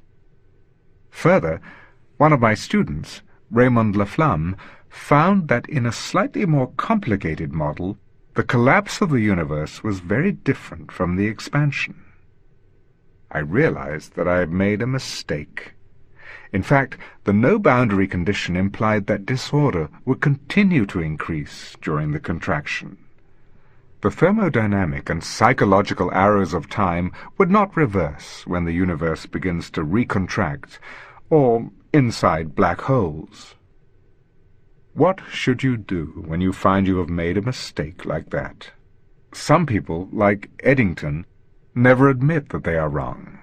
They continue to find new, and often mutually inconsistent, arguments to support their case. Others claim to have never really supported the incorrect view in the first place, or, if they did, it was only to show that it was inconsistent. I could give a large number of examples of this, but I won't because it would make me too unpopular. It seems to me much better and less confusing if you admit in print that you were wrong. A good example of this was Einstein, who said that the cosmological constant, which he introduced when he was trying to make a static model of the universe, was the biggest mistake of his life. 7th lecture. The Theory of Everything. It would be very difficult to construct a complete unified theory of everything all at one go. So instead, we have made progress by finding partial theories. These describe a limited range of happenings and neglect other effects or approximate them by certain numbers. In chemistry, for example, we can calculate the interaction of atoms without knowing the internal structure of the nucleus of an atom. Ultimately, however, one would hope to find a complete, consistent, unified theory that would include all these partial theories as approximations. The quest for such a theory is known as the unification of physics. Einstein spent most of his later years unsuccessfully searching for a unified theory, but the time was not ripe. Very little was known about the nuclear forces. Moreover, Einstein refused to believe in the reality of quantum mechanics, despite the important role he had played in its development. Yet it seems that the uncertainty principle is a fundamental feature of the universe we live in. A successful unified theory must therefore necessarily incorporate this principle. The prospects for finding such a theory seem to be much better now, because we know so much more about the universe. But we must beware of overconfidence. We have had false dawns before. At the beginning of this century, for example, it was thought that everything could be explained in terms of the properties of continuous matter, such as elasticity and heat conduction. The discovery of atomic structure and the uncertainty principle put an end to that. Then again, in 1928, Max Born told a group of visitors to Göttingen University, "Physics, as we know it, will be over in 6 months." His confidence was based on the recent discovery by Dirac of the equation that governed the electron. It was thought that a similar equation would govern the proton, which was the only other particle known at the time, and that would be the end of theoretical physics. However, the discovery of the neutron and of nuclear forces knocked that one on the head too. Having said this, I still believe there are grounds for cautious optimism that we may now be near the end of the search for the ultimate laws of nature. At the moment, we have a number of partial theories. We have general relativity, the partial theory of gravity, and the partial theories that govern the weak, the strong, and the electromagnetic forces. The last three may be combined in so-called grand unified theories. These are not very satisfactory because they do not include gravity. The main difficulty in finding a theory that unifies gravity with the other forces is that general relativity is a classical theory. That is, it does not incorporate the uncertainty principle of quantum mechanics. On the other hand, the other partial theories depend on quantum mechanics in an essential way.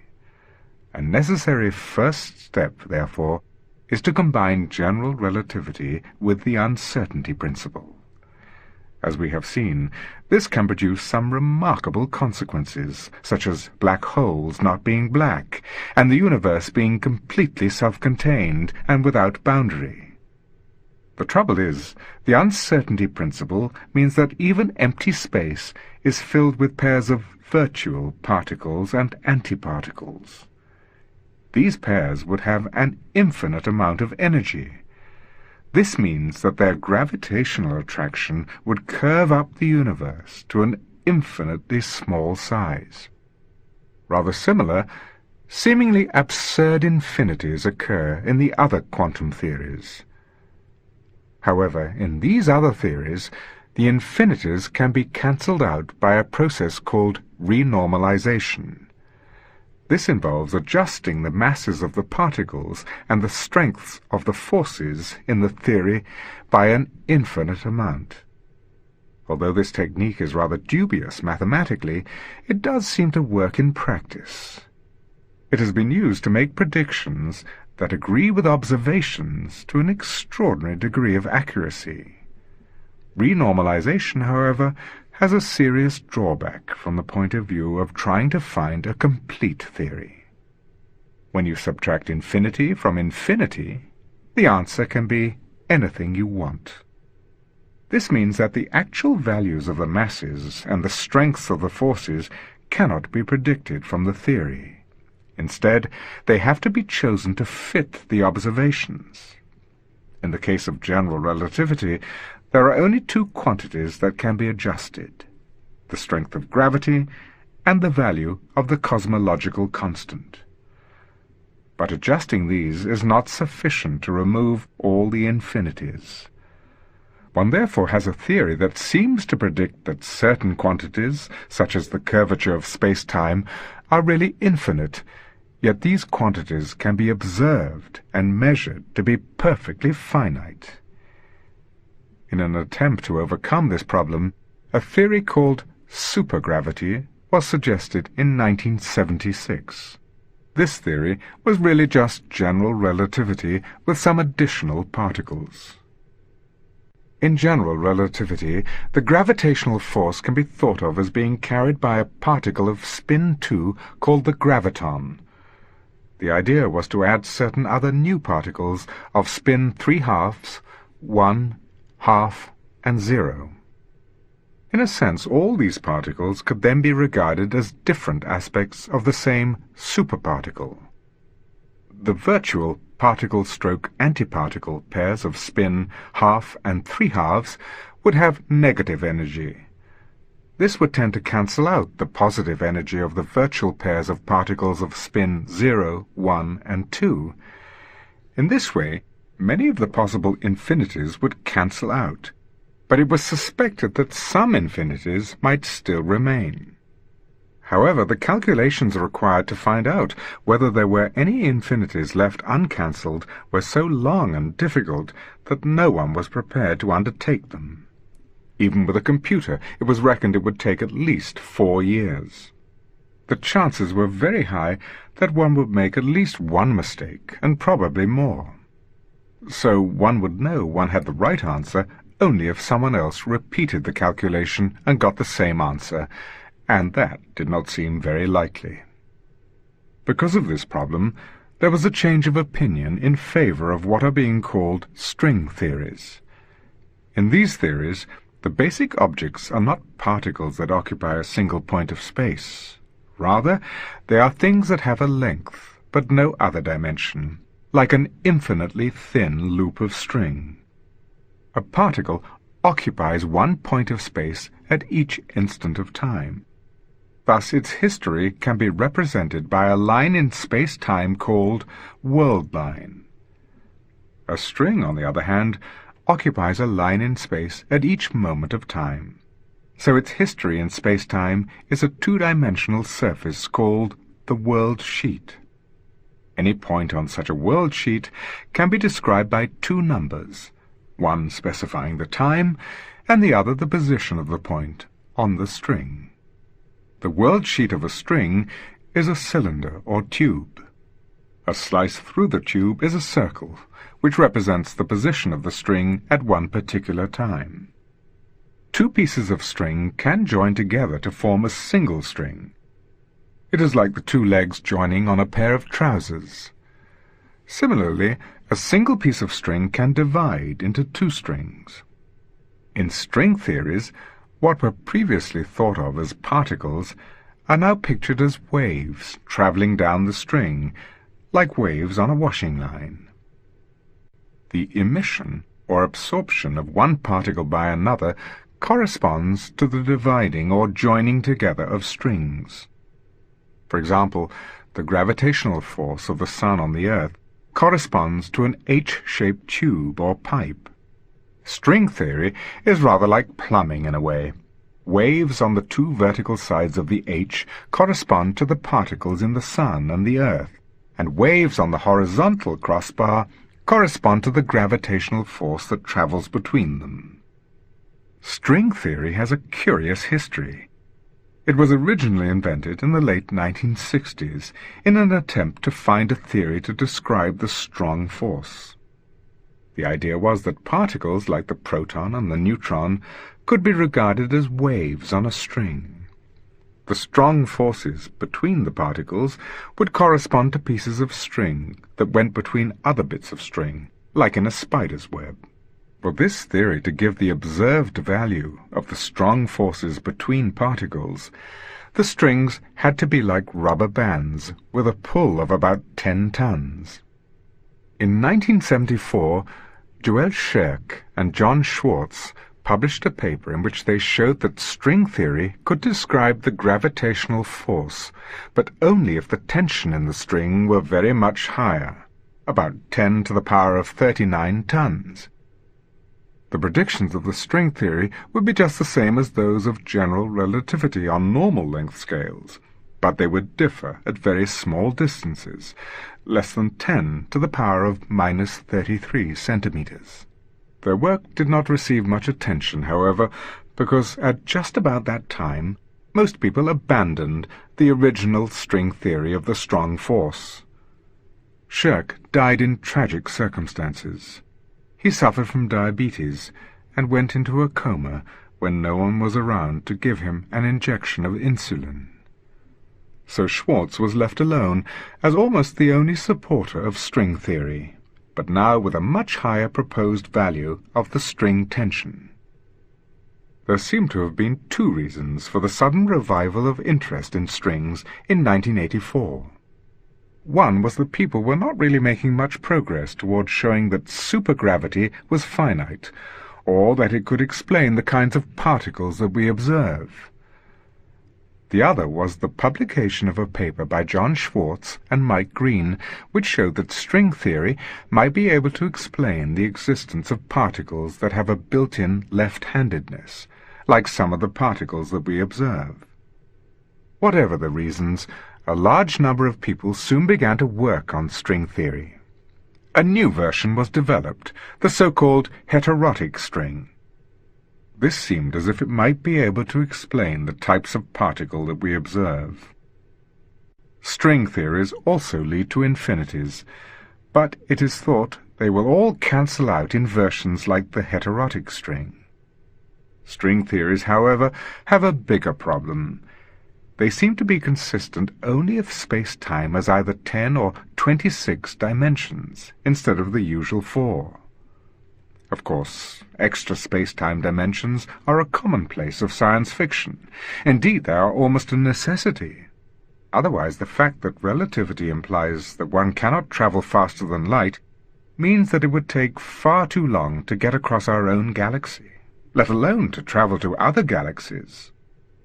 The science fiction idea is that one can take a shortcut through a higher dimension.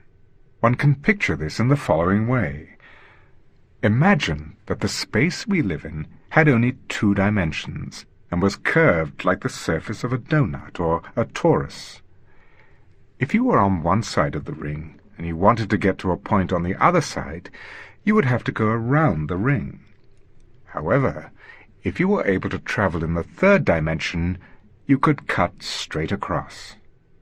Why don't we notice all these extra dimensions if they are really there? Why do we see only 3 space and 1 time dimension? The suggestion is that the other dimensions are curved up into a space of very small size, something like a millionth of an inch. This is so small that we just don't notice it. We see only the 3 space and 1 time dimension in which space-time is thoroughly flat. It is like the surface of an orange. If you look at it close up, it is all curved and wrinkled. But if you look at it from a distance, you don't see the bumps, and it appears to be smooth. So it is with space-time. On a very small scale, it is 10-dimensional and highly curved. But on bigger scales, you don't see the curvature or the extra dimensions. If this picture is correct, it spells bad news for would-be space travelers. The extra dimensions would be far too small to allow a spaceship through. However, it raises another major problem. Why should some, but not all, of the dimensions be curled up into a small ball?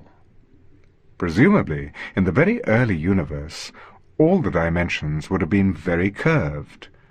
Why did 3 space and 1 time dimension flatten out, while the other dimensions remain tightly curled up? One possible answer is the anthropic principle. 2 space dimensions do not seem to be enough to allow for the development of complicated beings like us.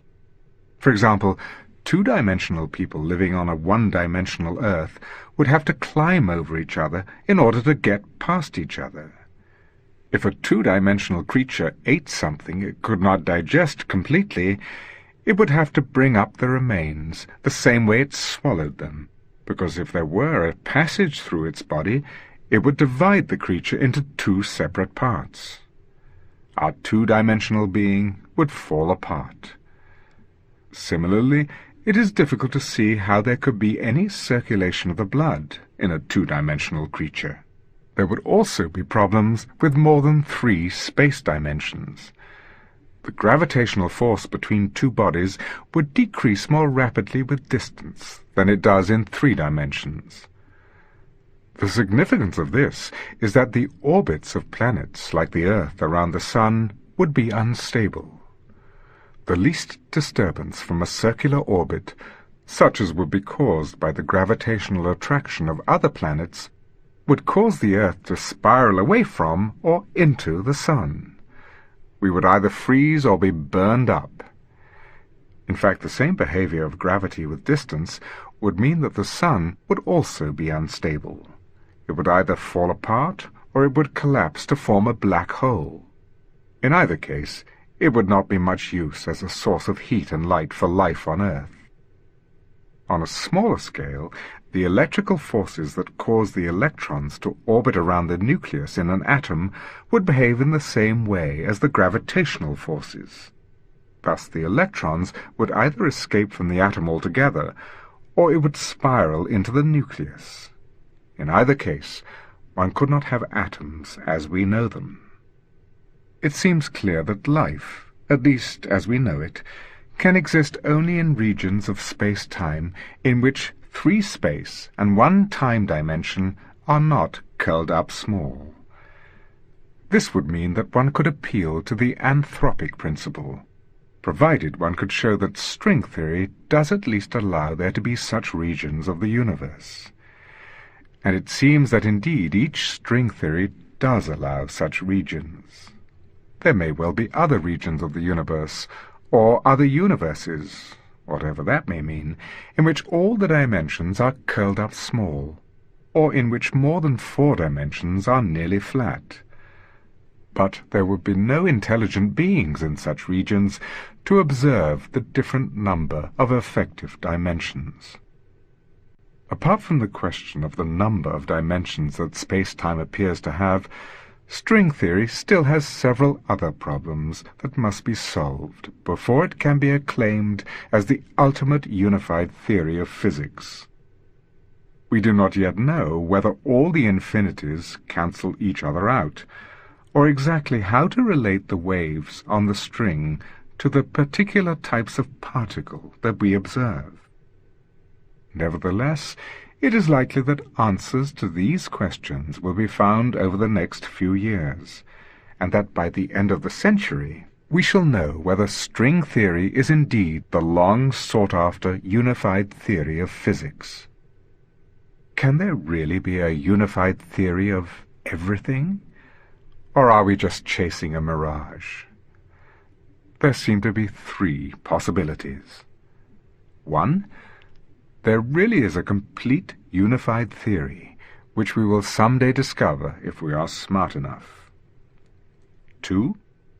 There is no ultimate theory of the universe, just an infinite sequence of theories that describe the universe more and more accurately. 3. There is no theory of the universe. Events cannot be predicted beyond a certain extent, but occur in a random and arbitrary manner. Some would argue for the 3rd possibility on the grounds that if there were a complete set of laws, that would infringe on God's freedom to change his mind and to intervene in the world. It's a bit like the old paradox. Can God make a stone so heavy that he can't lift it? But the idea that God might want to change his mind is an example of the fallacy, pointed out by St. Augustine, of imagining God as being existing in time. Time is a property only of the universe that God created. Presumably, he knew what he intended when he set it up. With the advent of quantum mechanics, we have come to realize that events cannot be predicted with complete accuracy, but that there is always a degree of uncertainty. If one liked, one could ascribe this randomness to the intervention of God. But it would be a very strange kind of intervention. There is no evidence that it is directed toward any purpose. Indeed, if it were, it wouldn't be random. In modern times, we have effectively removed the 3rd possibility by redefining the goal of science. Our aim is to formulate a set of laws that will enable us to predict events up to the limits set by the uncertainty principle. The 2nd possibility, that there is an infinite sequence of more and more refined theories, is in agreement with all our experience so far. On many occasions we have increased the sensitivity of our measurements or made a new class of observation, only to discover new phenomena that were not predicted by the existing theory. To account for these, we have had to develop a more advanced theory. It would therefore not be very surprising if we find that our present grand unified theories break down when we test them on bigger and more powerful particle accelerators. Indeed, if we didn't expect them to break down, there wouldn't be much point in spending all that money on building more powerful machines. However, it seems that gravity may provide a limit to this sequence of boxes within boxes. If one had a particle with an energy above what is called the Planck energy, 10 to the power of 19 giga-electron volts, its mass would be so concentrated that it would cut itself off from the rest of the universe and form a little black hole. Thus, it does seem that the sequence of more and more refined theories should have some limit, as we go to higher and higher energies.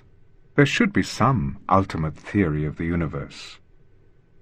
Of course, the Planck energy is a very long way from the energies of around 100 giga-electron volts, which are the most that we can produce in the laboratory at the present time.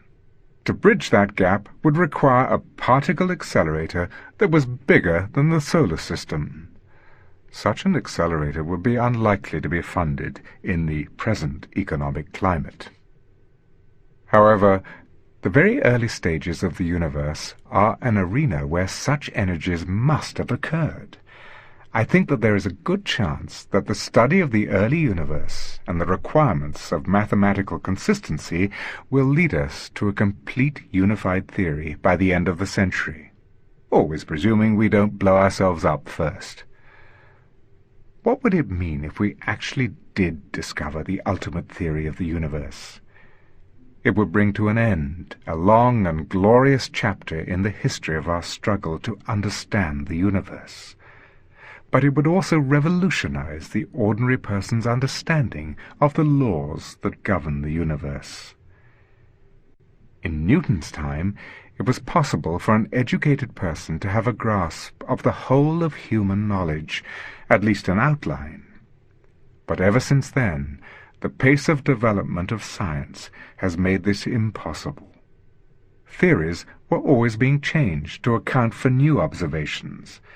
They were never properly digested or simplified so that ordinary people could understand them. You had to be a specialist, and even then, you could only hope to have a proper grasp of a small proportion of the scientific theories. Further, the rate of progress was so rapid that what one learned at school or university was always a bit out of date.